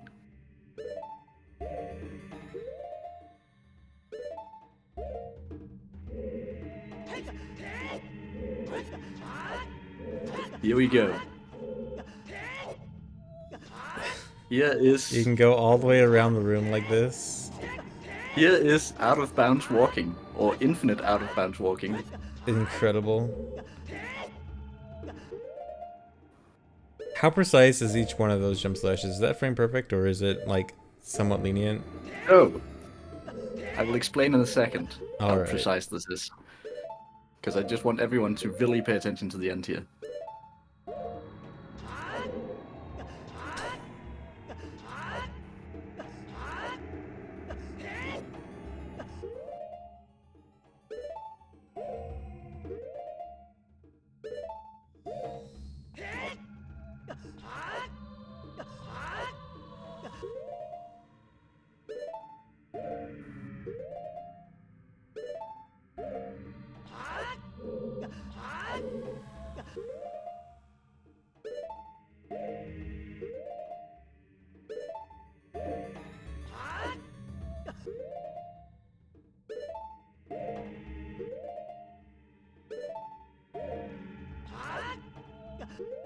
So we're moving up a little bit here, trying to get into a position. Good thing this isn't low pause. Oh, I would be ruined by now, huh? Low pause is crying right now. You're witnessing a miracle right now that any of this works. None of these techniques are in the Bible. The OOT Bible.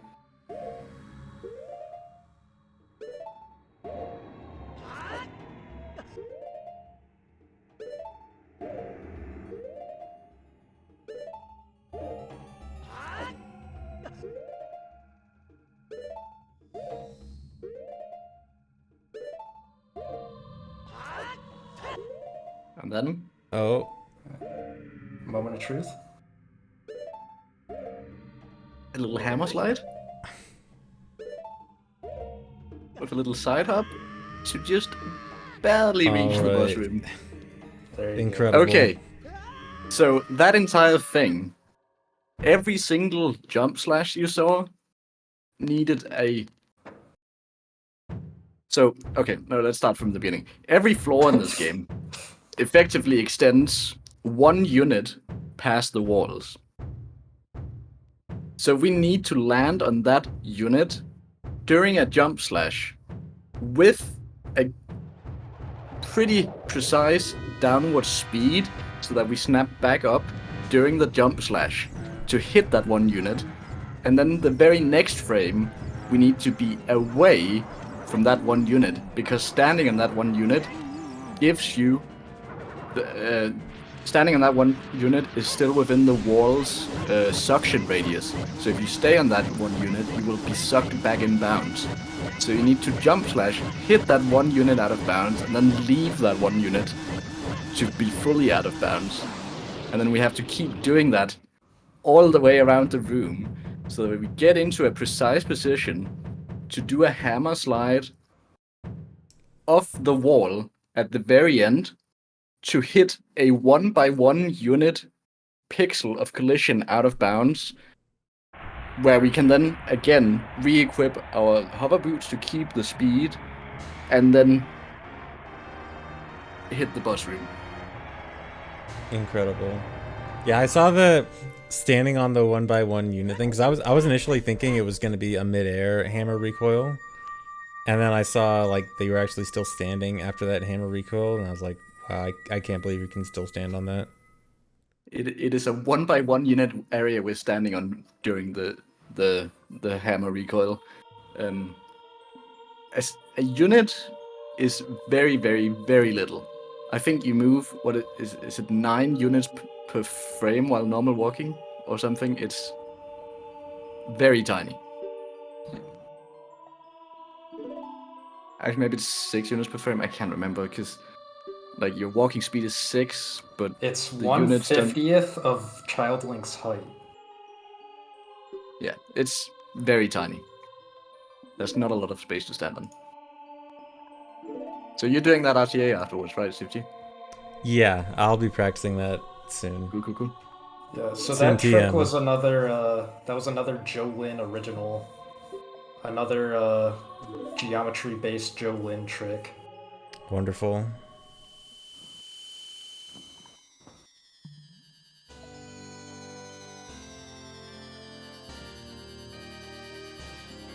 Alright, so what dungeons are left? We have Water Temple, Jabu Temple, Jabu Temple, yes. My favorite Tree,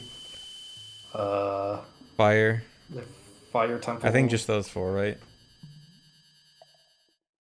Yeah, you've done Forest Shadow, Forest Shadow DC and Spirit are done. Yeah, okay. So, So there's then- 4 left. So then Deku, Jabu, Fire, and Water left.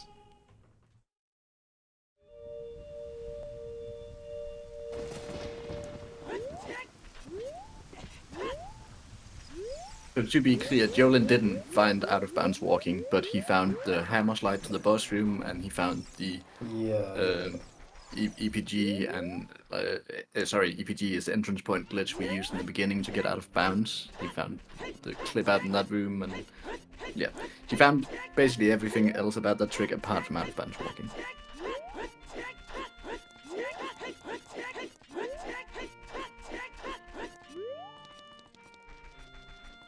Oh well, we forced him to find it, more like. Almost go mode. Well, I assume for this, go mode is essentially when all the C button presses are done. And we already have confirmation that the C button presses are done, so I guess this is technically go mode. Rando brain. This is actually silly mode. Silly mode. Why would I lie about how many Z... It's like, oh yeah, let me just disappoint everyone. He just had six C presses to impress the viewers, and then Yeah, I'll be like, in the okay, last so that 5 was... minutes you press it 10 times. Wouldn't that be cool if it was only 6? I was just That'd trying be to so make cool. everyone happy. We're a little late about this, but I think we should also explain Bongo, why Bongo took so long. Because so Bongo doesn't actually take any damage from the hammer. So to do damage to Bongo with only hammer, you have to use the base power crouch stab value, which is 1. And so doing any regular hammer slash would automatically make the fight impossible. So you do 1. So you do your base default 1 power crouch stab damage, and you have to hit Bongo 40 times. Yeah, for those that don't know, bosses in this game require sword-like damage to be hit. So if you had bombs on B, for instance, you wouldn't be able to kill any bosses. We just skip Bolero. we don't actually need to skip Bolero to get into Fire Temple, but if we need to leave Fire Temple, then Bolero's there. But wait, why can't we just save warp? Think about that? Well, Think about it? well, you can probably figure out why we can't save warp with what we have on B. That doesn't usually work right with save warping. Sticks are sword type damage, but this is required to be done on version 1.0 or 1.1, and sticks would crash on that version if you're playing on 64.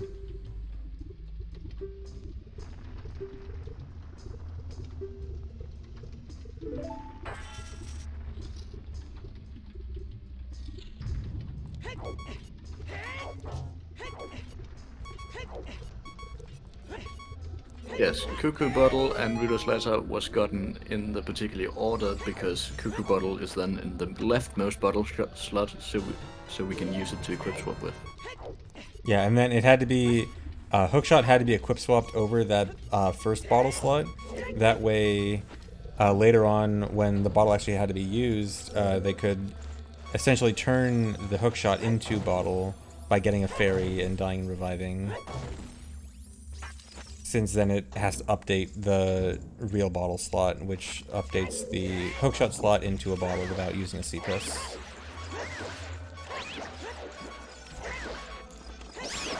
Yeah, Adult Stick does crash on every N64 version. What I meant is that's usually, if you're on 1.2, that's usually when people run on VC. But on 1.0 or 1.1, it has to be N64. So, little known fact about the Flare Dancer is that if you have Hammer, the only way you can damage him is the default slash. Yeah, normal 2 damage slash, which I think actually only does 1 damage to these guys because they have the weird damage tables. Yeah, and jump slash does 0 damage. Yeah, jump slash is the same as on Skulltulas. Yeah. And I think base crouch stab also does 0 damage. So have to use normal hammer swing.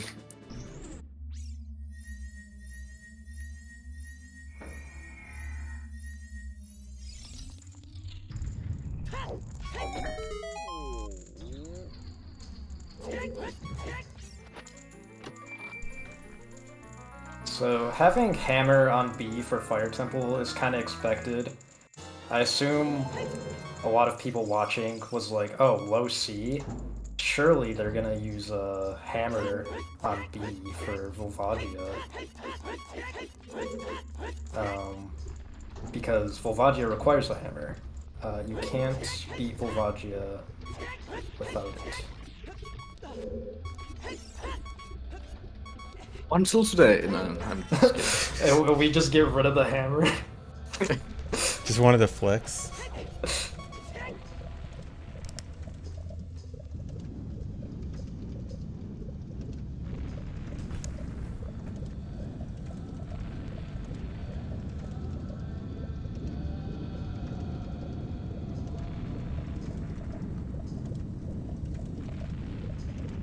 How many times did you think you forgot a 7th C press in Fructo?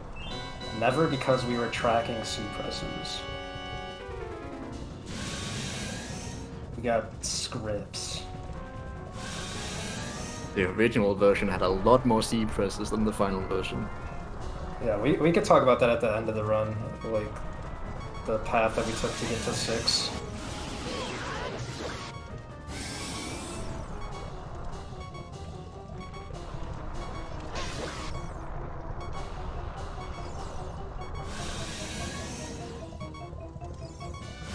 You still don't understand sold out? Just, I don't know. Okay, the get point back of to that. well, okay, here the point no, of no, sold no, out. no, no, No, no, no, no, no. Okay, alright, fine. What- I'll do it what- later. In fact, Fine. in fact, after, you know what? No, just don't worry about it. Don't worry. Okay.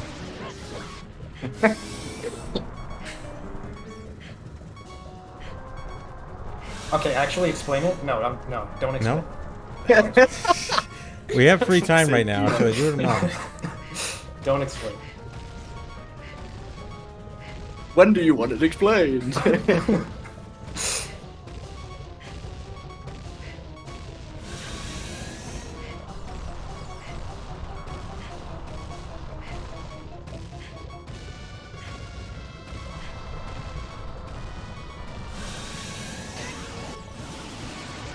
Don't worry, chat can explain it.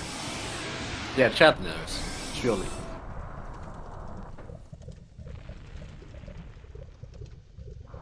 Explain it, but misinform me. It's because the game gets confused.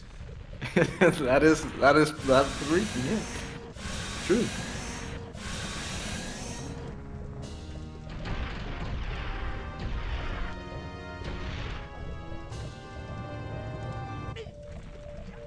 Oh, Kita, you died. Got the double Oh, no. KO on Volvagia.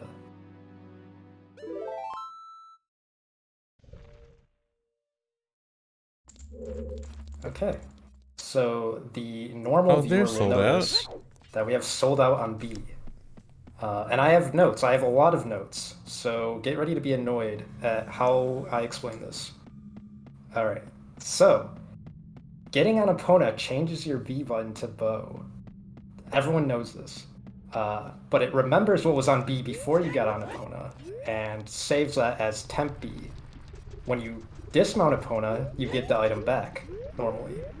So the item that's saved at temp B doesn't clear when you dismount, so theoretically, if you do another action that would restore temp B, you can get that item back on B. So in our case, we start with sold out on B, get on Epona, and sold out is saved as temp B. So now it's our goal to make sure that we could get sold out back on B. But there's several things that clear the temp B value, so we have to be careful not to do them, such as getting on Epona, playing a minigame that changes your B button, dying or save warping, RBA or using bottle on B, or anything that dims the B button or like makes it transparent, like entering houses where you can't use B, climbing ladders, or entering water, like swimming. So that whole time that we had Hammer on B, we had to make sure not to do any of that. We couldn't climb any ladders, we couldn't enter the water or swim or whatever. Alright, so here's why we needed to be sold out in particular. There's 3 conditions that had to be met. So, number 1, in order to trigger BA, Bottle Adventure, which lets us put items on B, we need to have either a bottle or a trade item on B to start the process. And sold out as a trade item. So we have to be able to do Door of Time skip with the item. So that limits us to bugs, thanks to the new trick, and sold out, because sold out behaves like a sword. And number 3 is that the Door of Time skip can't unset the saved temp B, because that would defeat the whole purpose. And then, as mentioned before, using bottle on B would erase temp B, meaning sold out was literally our only option. And that's why we got both quiver upgrades, so that we could get 44 arrows, so that we could get sold out. There you go. So that works just as Master Sword. It's the same Yes. item. And also, that's why we had to skip Bolero, because we get sold out back on B and then we just leave Fire Temple through what would have been the Bolero trigger.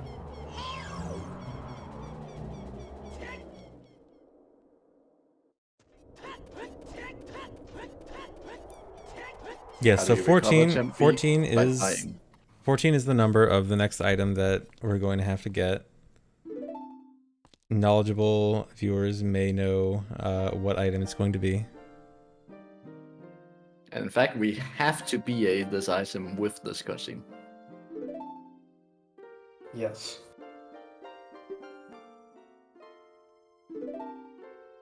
Yeah, since if you did BA with a regular Master Sword pedestal, I assume there's just no way out of that room. Yeah, Correct. exactly. Which we'll just repeat that same sentence after the cutscene ends, so people understand. Okay, of course. But yes. Getting ahead of myself.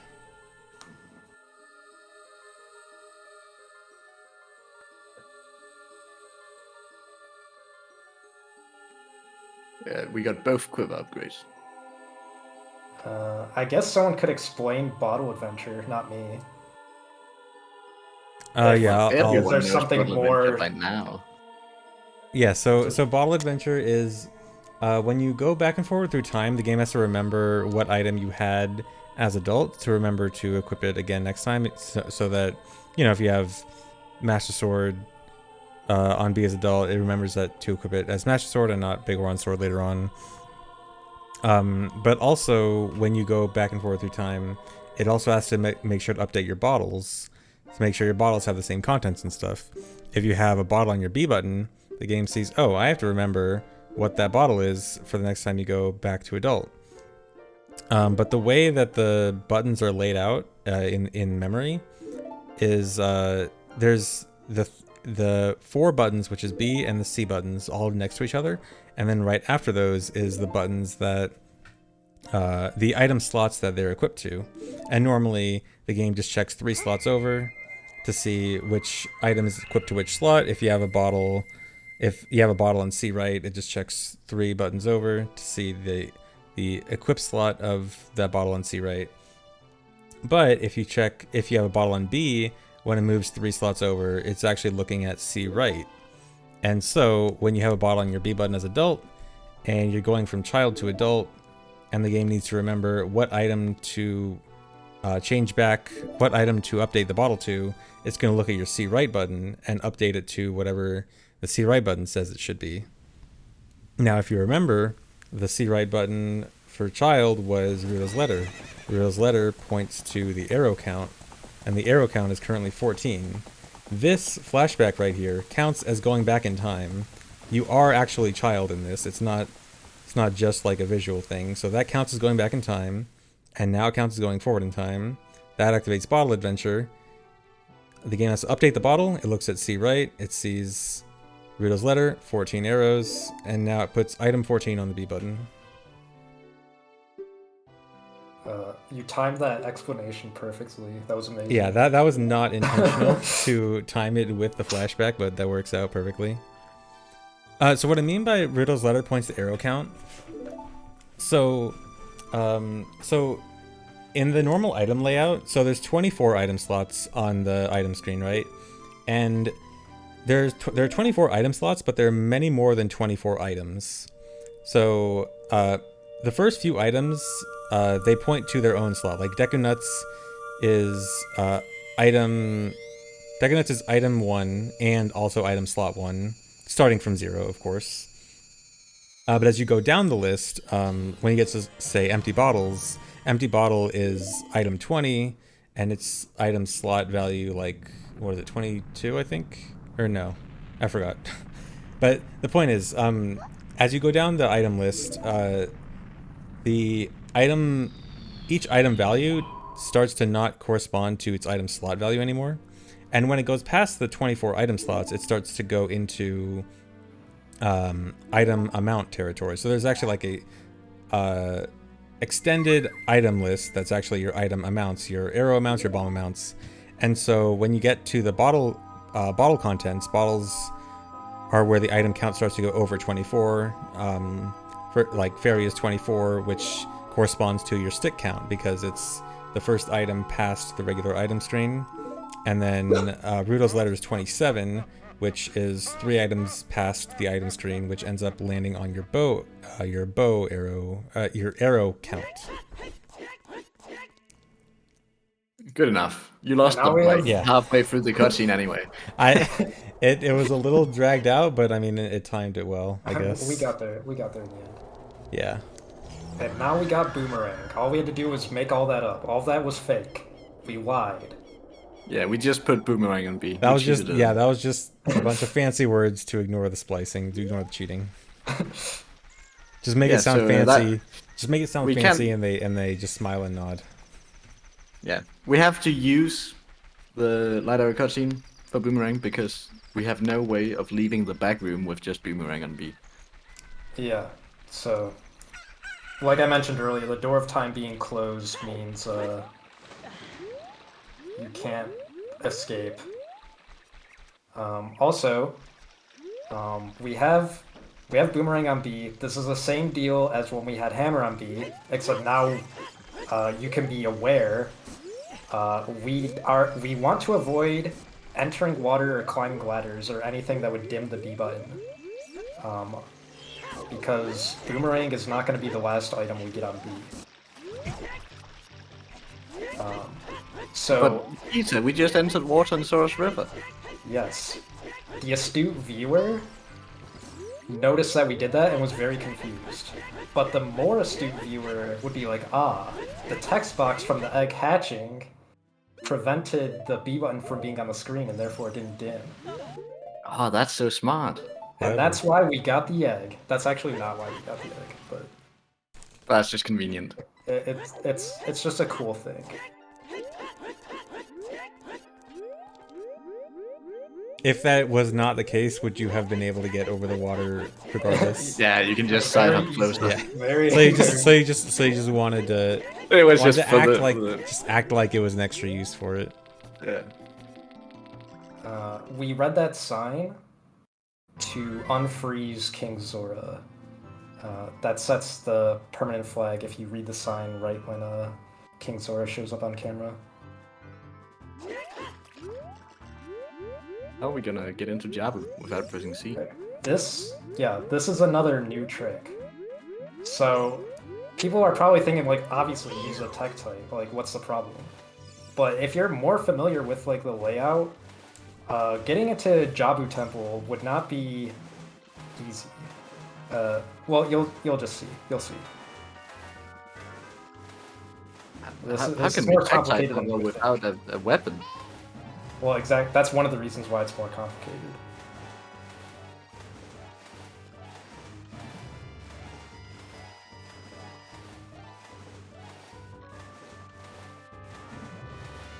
Taking the pet tech site for a walk. Is anyone keeping track of the amount of new tricks in the run?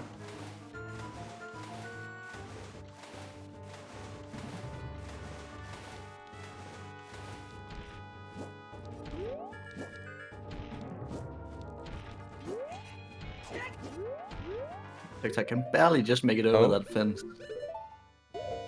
And then we can just barely clip into the fence.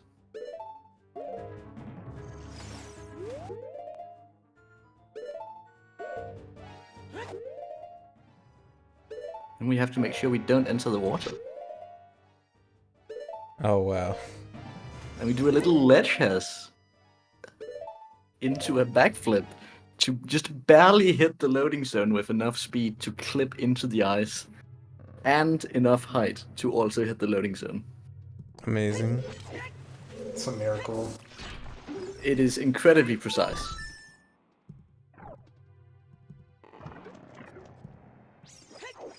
Alright, so those of you that aren't familiar with Ocarina of Time might be wondering how we're gonna enter Baronade's room with only the boomerang on B.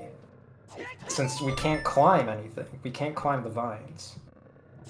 But obviously we could just hit the switch with the boomerang, so there's no problem. Yeah, but Kisa, why would we do that when we can just kind of walk through the wall? That Why seems hit the much switch better. when we can flex, And just like walk through the wall. do a boss key skip for no reason. Yeah, so you can just go through the walls with 9 speed. Yeah, that's also new. That's a new trick. We didn't need it there, but It's cool. this is a celebration of Ocarina of Time glitches.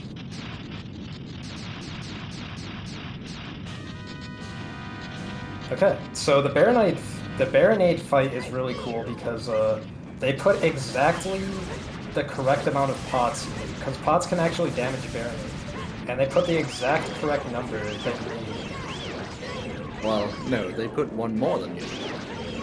No, they put the exact correct number. Silly me, I can't count.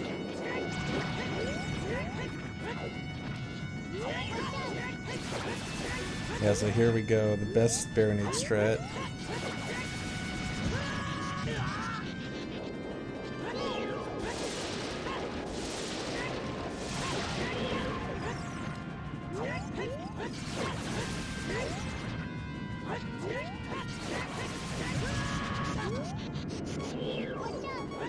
Thankfully, pots count as a sword type item. Don't ask. Yeah, I think they have Fury Sword regular slash damage. Alright, like I said, exactly the correct. Don't look at that. Exactly the correct number of pots that we need. Don't look at the pot in the back of the room, that's still there.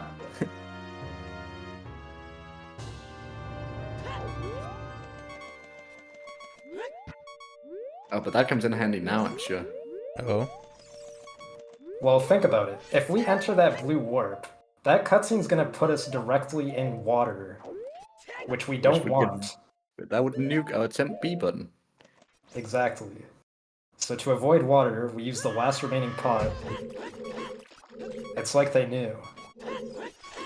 Thank you for placing a working loading. Yeah. Yeah, the loading zone. For some reason, they have a loading zone there that works, but it's just super messed up. It loads the wrong room. It loads you at crazy coordinates. Well, actually, the coordinates are correct. The coordinates are right outside the boss room, but the room is completely wrong. Yeah. Yeah. I don't know Ocarina of Time well enough to know, but like, does every dungeon have that, or is it just a few? Every dungeon has a loading zone, but a lot of them crashes. It's very inconsistent. So Deku and DC have perfectly working ones because you normally can walk out. Jabu has that glitched one. Forest has a proper exit loading zone, but you can't do it normally. But it would work properly if you could. Fire also has a proper one that works, you just can't do it normally. Waters puts you at the beginning of Water Temple instead of outside the boss door. Shadows crashes, and Spirit works properly. So... And yes, the astute viewer noticed that we in fact did not beat Jabu. Yes, so beating the dungeon does count as going in the blue warp, not just beating the boss. So Jabu is not beaten yet, Fire Temple is not beaten yet. Yep, exactly. But we can't use the warp in Jabu right now because it would nuke our temp B button. So we'll come back for it later. We're also getting dangerously close to this water that would also kill our temp B. Well, it'd be a shame as long as we're just touching the water, it's fine. Yeah. Swimming is the problem.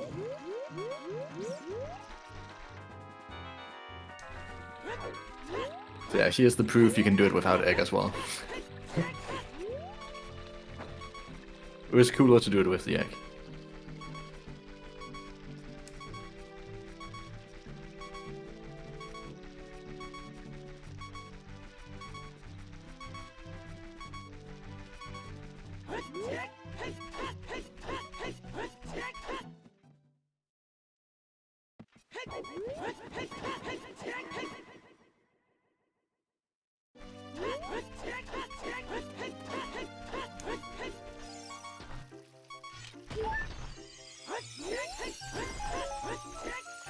Convenient little arrow drop there. And the fairy to heal, because someone didn't give me enough health. I don't know who that someone could be. It could be anyone, actually. It really could be anyone. I would never leave my co-authors with very little health after I was done with one of my segments. Surely that wouldn't happen. Alright, finally we're gonna do Deku Tree.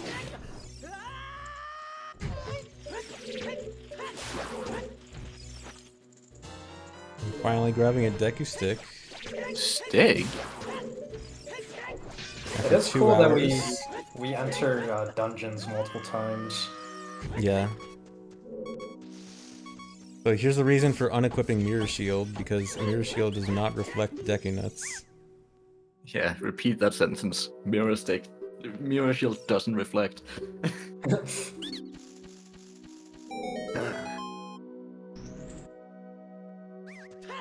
No, I didn't say mirror stick. No one heard that. Shut up. A mirror stick. Shut up. Great item.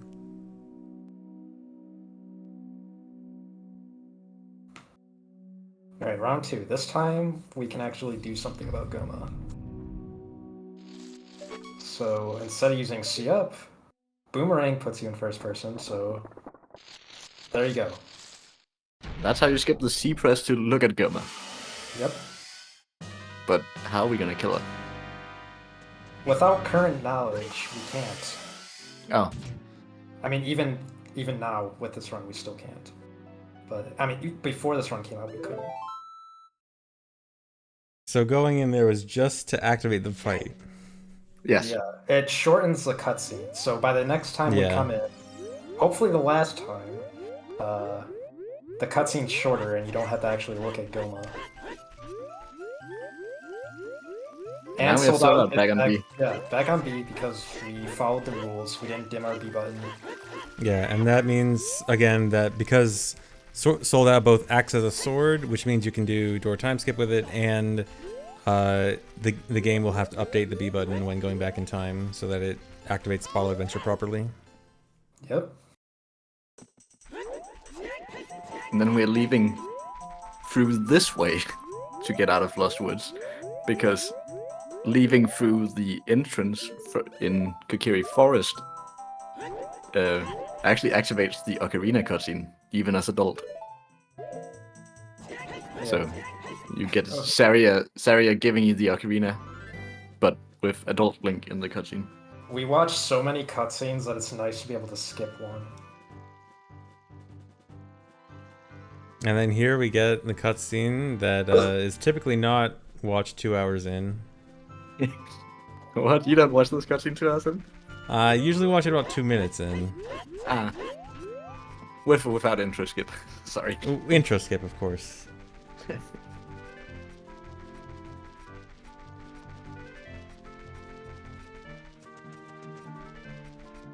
So this is the power of overworld movement. Woo!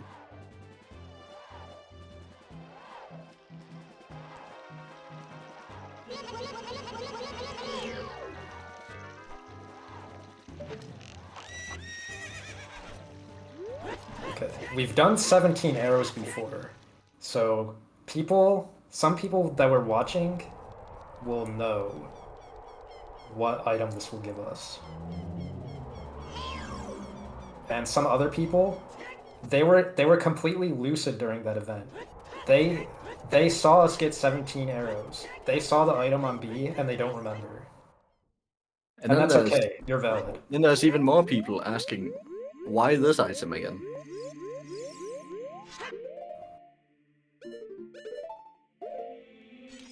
Stay tuned.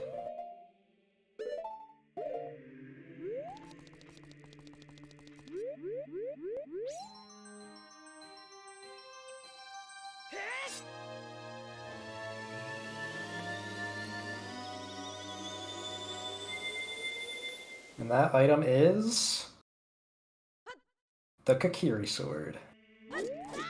Yeah, we're child now.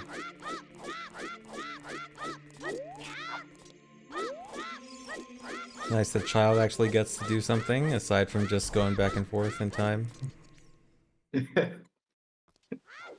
I love watching debaters after you say something's gonna happen and then something else happens. So good.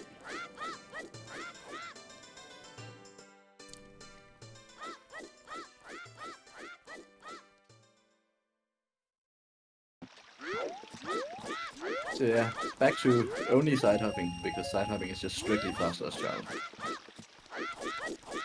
Yep, there's no big pose either, so we don't even have a shield. So this is looking like the Blooby Blah TAS. Oh, No man. one in chat remembers. Anyone that says that they remember is either lying or telling the truth. Yeah, that's true. They're either lying or telling the truth. 50-50, either one or the other. I remember some stuff about it.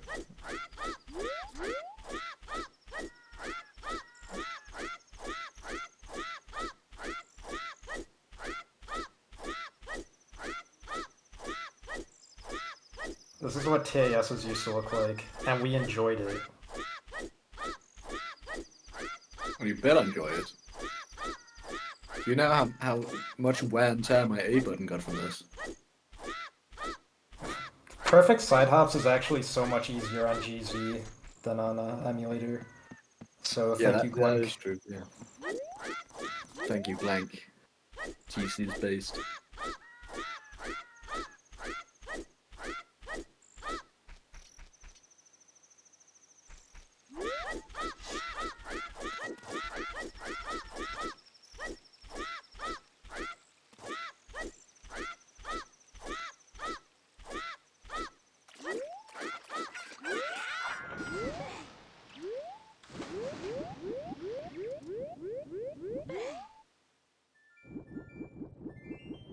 Nice shallow water super swim. Yeah. It's kind of dumb that you can't carry that into the deeper water, but whatever. Anyway, some more fishing. Oh. So when child dims the B button, does that also get rid of adults temp B? Or Yes. are they separate? They are? Okay. So it does get rid of it. But doesn't matter, we had sold that when we Right, it doesn't matter. picked up the sword. Explain. Yeah, Okay. so... No, Go ahead. No, I insist. Okay, fine. When you steal the rod and go in the water, and pause and reset the game, it puts Deku Sticks on your B button, and that means Deku Stick is not on a C button, which means it's free to use. It's free, baby. Child Link can use Deku Stick. It's not a problem. Yeah, adult can't though. But, No problem We just on get this. past Mido because we don't have the sword and shield equipped right now. So. Alright, finally going to the Deku Tree. Surely this time we'll beat it. Surely. I have major questions if we enter Deku Tree and don't beat it here. It wouldn't be the first time we had a 4-trip Deku Tree, right? What other I don't category know. would I can't think of anything that would require 4 trips.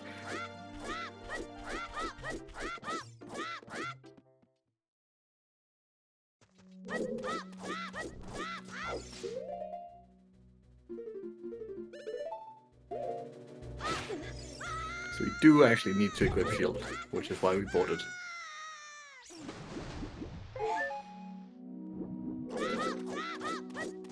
Not for the mega though. It's for for something else. I promise it wasn't just for the mega. Alright, so for the Goma fight, we have to stun Goma and we have to damage Goma, which is 2 separate things. So that's why we wanted the stick. Because with stick we could do quick put away. And then we can use that quick put away to get our history. And Yeah, the glitch damage allows us to stun and hit. So we couldn't Very just do that nice. with Kokiri Sword. UPA coming in real handy in this run. Yeah. Goma was triggered by looking at her with Boomerang, and then the next time you come back, she comes down without you looking at her. Yeah, if you die to Goma or leave the room and come back, the fight automatically starts the next time without having to look up.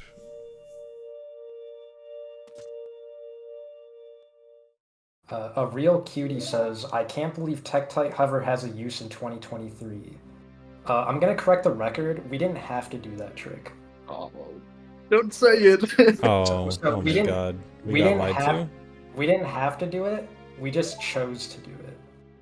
Yeah, that's the nice way of putting it. Yeah. We chose to do it. So it's not required in 2023, it's just a dead trick.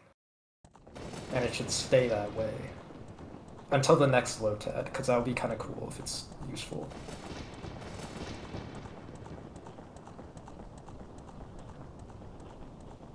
If anyone's interested in what we could have done instead, there's an entire root FAQ written by Toxic Oxygen.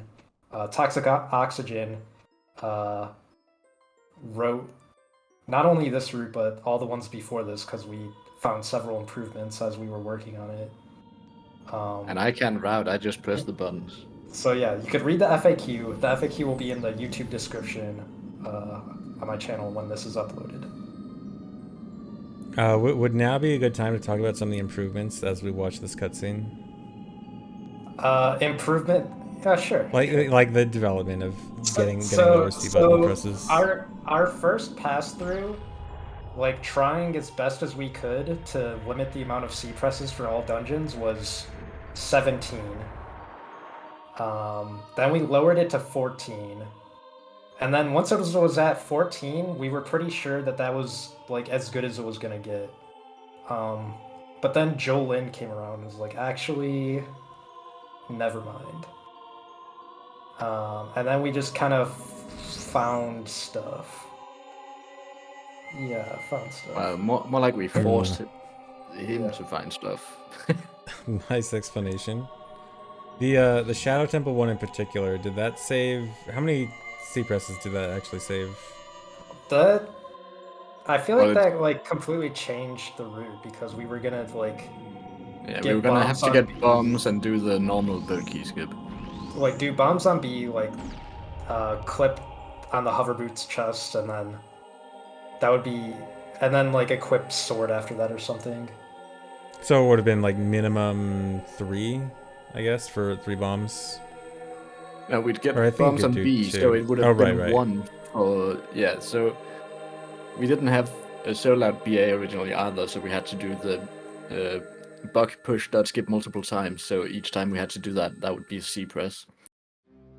So Shadow was at least 1 C press because we'd have to do the buck push, get bombs on B, do the skip, equip sword, and then we have to get bottled back, which is another C press. So really it saves 2 because we have to get bugs on B twice for it.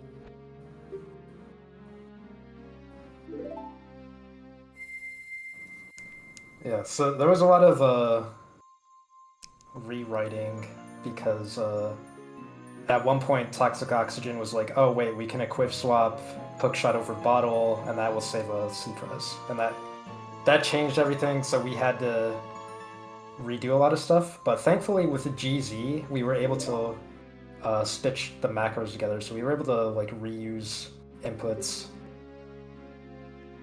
Nice. I assume that that's fine as long as like the RNG isn't an issue. Or is RNG? Yeah. So. GC saves RNG seeds on scene transition. So. Yeah. So the RNG isn't the problem, but there's other problems. It's like you have to make sure that what you're using is consistent, and like the global frame counter. That also influences things. If it seems like I'm hesitating to say something, I don't want to say something wrong. Yeah. So these are complicated issues. The RNG seed gets saved on every scene transition, so you can easily manipulate the RNG seed. However, you need to make sure you're still on the right modulus of whatever global frame count is happening. For example, I think it was levers have a dust particle effect that happens every mod 4 frames. So if you enter on different frames, even with the same RNG seed, you get different results because the dust clouds come out on different frames. So that needs to be mod 4 for levers, for example. Yeah, because the game is stupid. I did quite a lot of macro massaging to stitch things together, but it all worked out.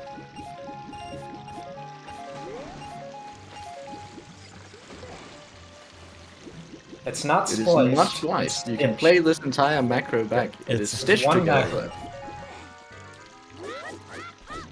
There's a difference.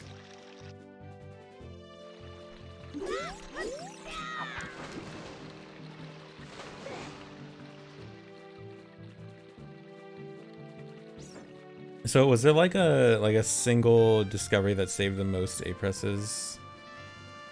We didn't really care about saving A presses. Or not A, I mean C presses, obviously. I think sold out probably sold save the most, because otherwise we'd have to do one C press per time we had to BA. I'm sorry, But- chat. I've been conditioned to hearing A presses significantly more than C presses in my life, okay? Maybe if you guys didn't, if A presses weren't memed about for years, maybe I wouldn't make that mistake this one time. Alright, so we still have not entered Water Temple, and there's no feasible way to beat Water Temple with current knowledge. So, just something to think about. The run's not done. There's still problems to overcome.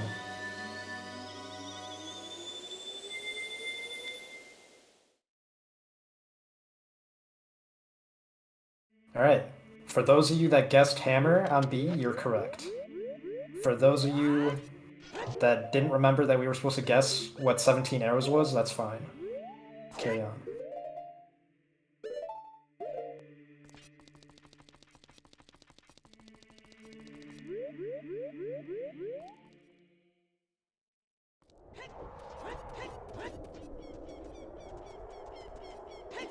So yeah, we got Hammer twice. The reason that we didn't just do Water Temple the first time we had Hammer is because you can't enter Water Temple without entering water. Meaning that, by definition, this has to be the last bottle adventure. We won't be able to save Temp B by entering Water Temple. Yeah. Water Temple completely nukes Temp B as soon as you enter. Yeah, and not being able to chain BA means that this is just the last one, because to get BA, as we saw, we need to spend C to get bottle on B. Which is also why we couldn't do the entire Hammer segment in one, because then we Which is couldn't what I BA started the Boomerang sentence with. afterwards. Sorry. I'm tired.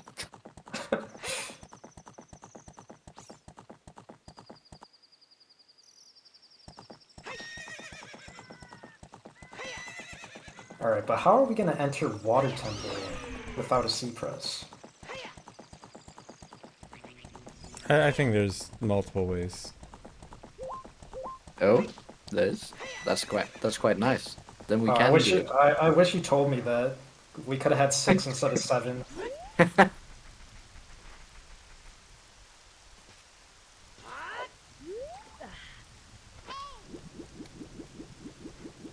there goes Temp B. Yep, so that's it. And somehow we're going to beat this dungeon with just Hammer.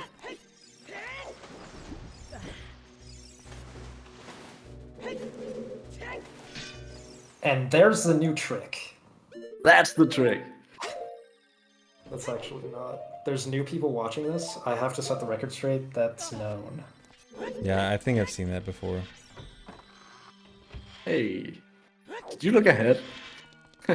I know I've just been speedrunning Ocarina of Time for a few years. Alright, Now, this is the another new Zelda trick. original. Oh.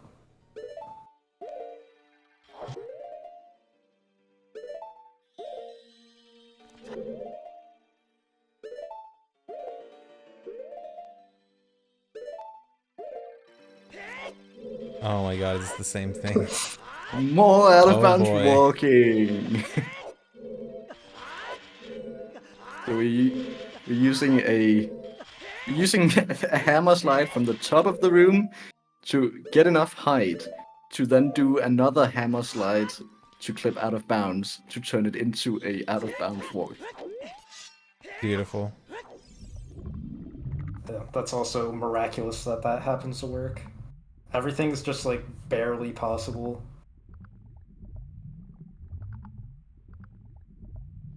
Think of all the You landed speedruns. on Yeah, strap that just seems a little bit harder than the Master Quest version of that. just a little. Think of all the speedrun videos you saw in your life that's like, oh, this is just barely not possible. This LOTAD is the ultimate catharsis to that, where everything is just barely is possible. It's barely possible. Can just barely be done. Feels good. And we now no longer need hammer. that boss key skip only works with hammer. So And the quick morph fight, and I saw that the giant's knife breaking too. I required the. Oh, I said redo Morpha. I want broken giant's knife. that's basically what he told me. Yeah. that is a true. You story. gotta make sure that it looks like you have a perfect number of giant's knife hits.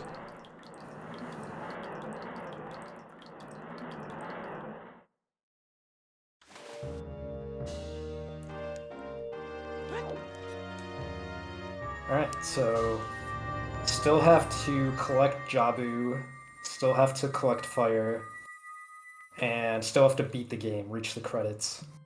But surely Jabu isn't a problem now that Temp B is already nuked. Sure. Well, stay tuned.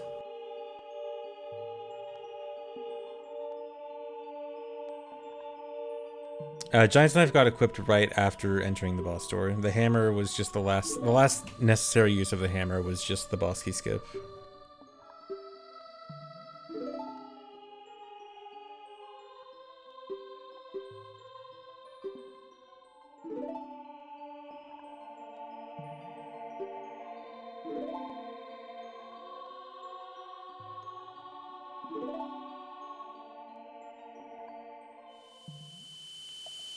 Yes, you can remove the sold out thing from your mental notepad.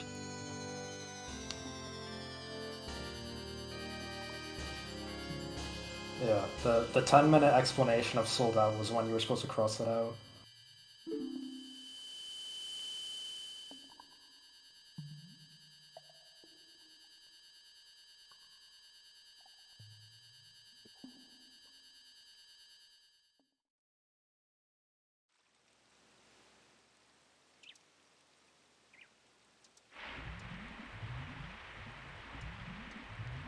Gotta love all the cutscenes in this run. We Can only skip the ones that matter. We're staying lore accurate, or something. I don't know. I think the lore is getting a bit messed up, considering you already watched Light Arrow cutscene and yet Sheik is here. Well, that's why Link's surprised. He's like, Sheik, huh? How are you still here? Sheik escaped Ganon on her own. Oh my god. Well, I don't have to go save her now then. Yeah, I guess the game is solved. Now we just need to do the rest of the dungeons. We don't need to save her. Yeah.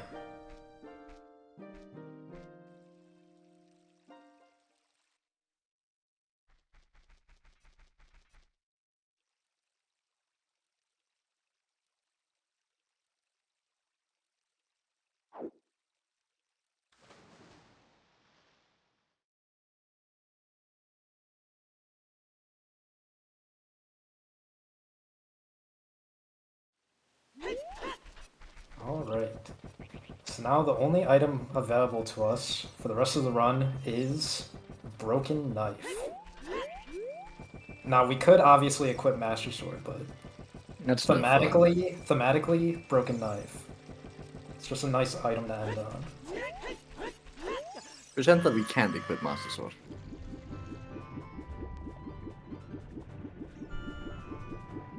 Also, astute viewers would have noticed that I rode Epona all the way to the center of the lake, but she wasn't there when we were finished with the cutscene.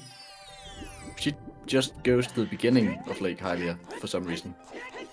I think it's so that Epona doesn't get underwater if you leave her like in a place where that gets covered in water. Yeah, I think it's something to do with the cutscene. Yeah, they probably just like have a certain radius check and just say like if Epona's around here, then just throw her at the beginning. Wait, how do you get the frog? Is this why it's 1.0 only? This 1.0 and is 1.0. why it's 1.0. So we have to get egg to be able to get frog, and then to get frog you just hold R while talking to King Sora on 1.0. Yep, that is what the egg was for. So erase the question mark on egg and put a period, because that's just solved.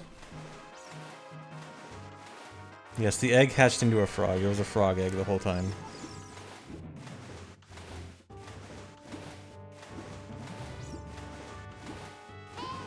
Well, it actually hatched into a chicken earlier, so it morphed into a frog afterwards. Oh, true.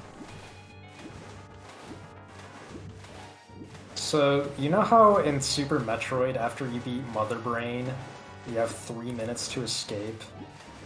You could think of this as like the same concept, except we have a lot more to do. We have to enter Jabu, collect our medallion, stone, and we have to beat Fire Temple, and we have to get to the credits. Was that Gossip Stone text just to delay the timer? Perhaps. I don't think it does delay the timer. It does. It does delay the timer. Okay. I think in MM it wouldn't. So, again, sometimes you can just, like, pretty easily clip in Jabu. So we head out there. Actually, that one's a little bit precise. But then, just like before, we can just walk through the wall in the room before the bus room here, and just side hop into the bus room again. Except this time it's actually useful.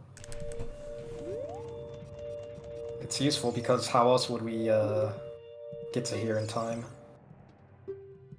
We wouldn't be able to hit the switch. There's not even a door to open if you could hit a switch.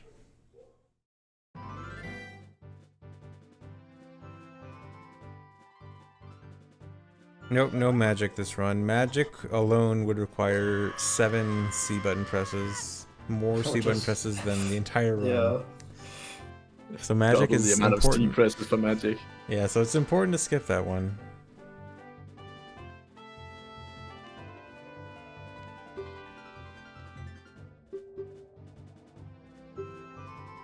Alright, what's the timer at? Not the real timer, the fake timer, the frog timer, that's what I'm thinking of. What's the frog timer at? Because that's how much time we have. Yeah, we have 127, 90 maybe? seconds. Or something. We'll find out. We'll know soon enough. Speed frog timer.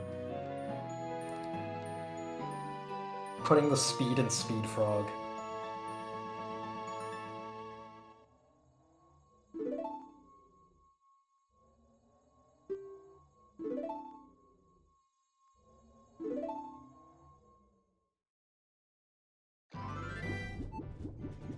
Okay, yeah, 90 seconds. Yeah, just about. And we have Bolero, but we can't play it. For obvious reasons. Well, we could play it. For those in chat wondering why we can't play Bolero, I'm not going to explain, but you're valid. It's fine that you don't understand why we can't play it, I'm just not going to explain it. Like, technically, we could play it. It would just cause a number to go up. A bad number to go up.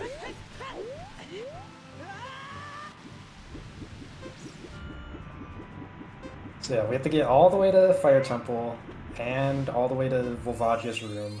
And we have to refight Volvagia. Okay, we don't have to refight Volvagia, but still, we have to get to the Blue Warp. Fighting Volvagia twice would have been a banger end to the run. Yeah, we don't have a way of delaying this timer.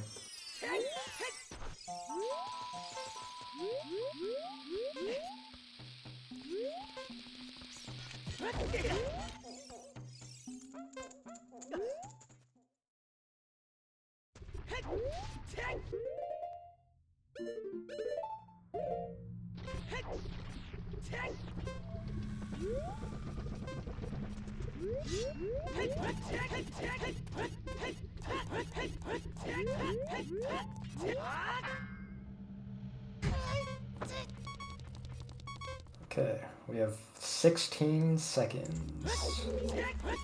Oh no, we're gonna run out of time. Better hurry.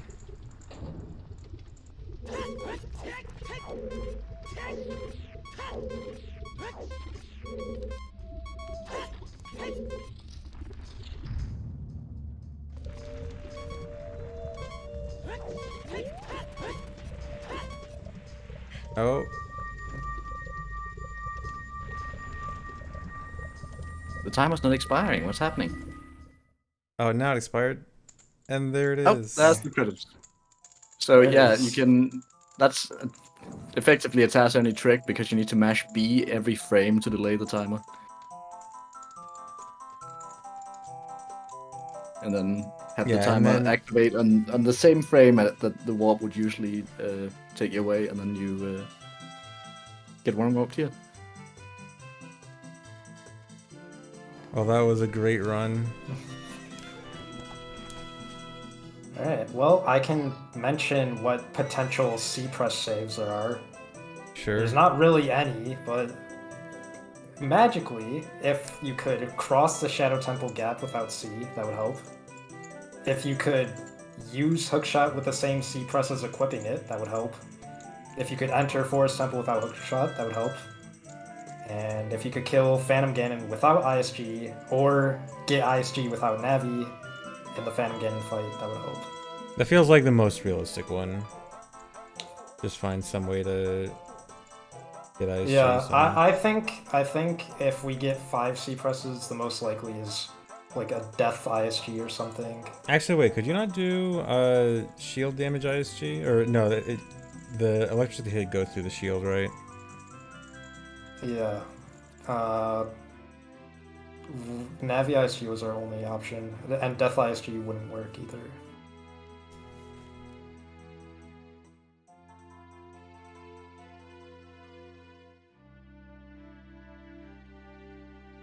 What is the significance of 2/21 for LOTAD Day?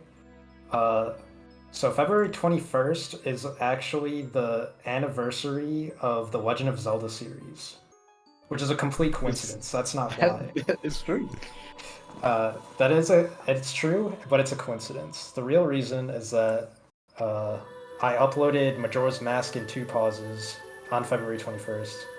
And then 1 year later, Ocarina of Time 100% in 3 pauses was uploaded on February 21st, which was also a complete coincidence. And then when I noticed that, I had to keep the trend going. So this is the 9th year.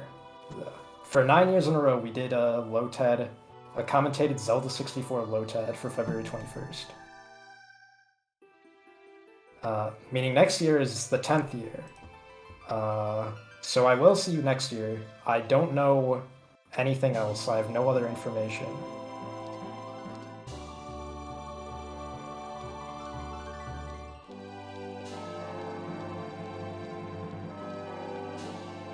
But yeah, I'm really happy with the outcome of this LOTAD.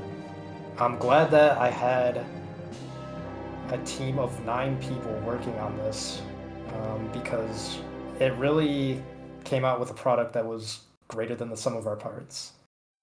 And everyone was just as enthusiastic about it as I am, because I love this game, and people were very happy to work on it, which I really appreciate. So thank you, everyone, and thank you, viewers. Do you want to give a shout out to everyone individually? Do you have them down for what they did? I do have a list of credits for the YouTube description, but I'll just shout everyone out real quick, just by name, in alphabetical order.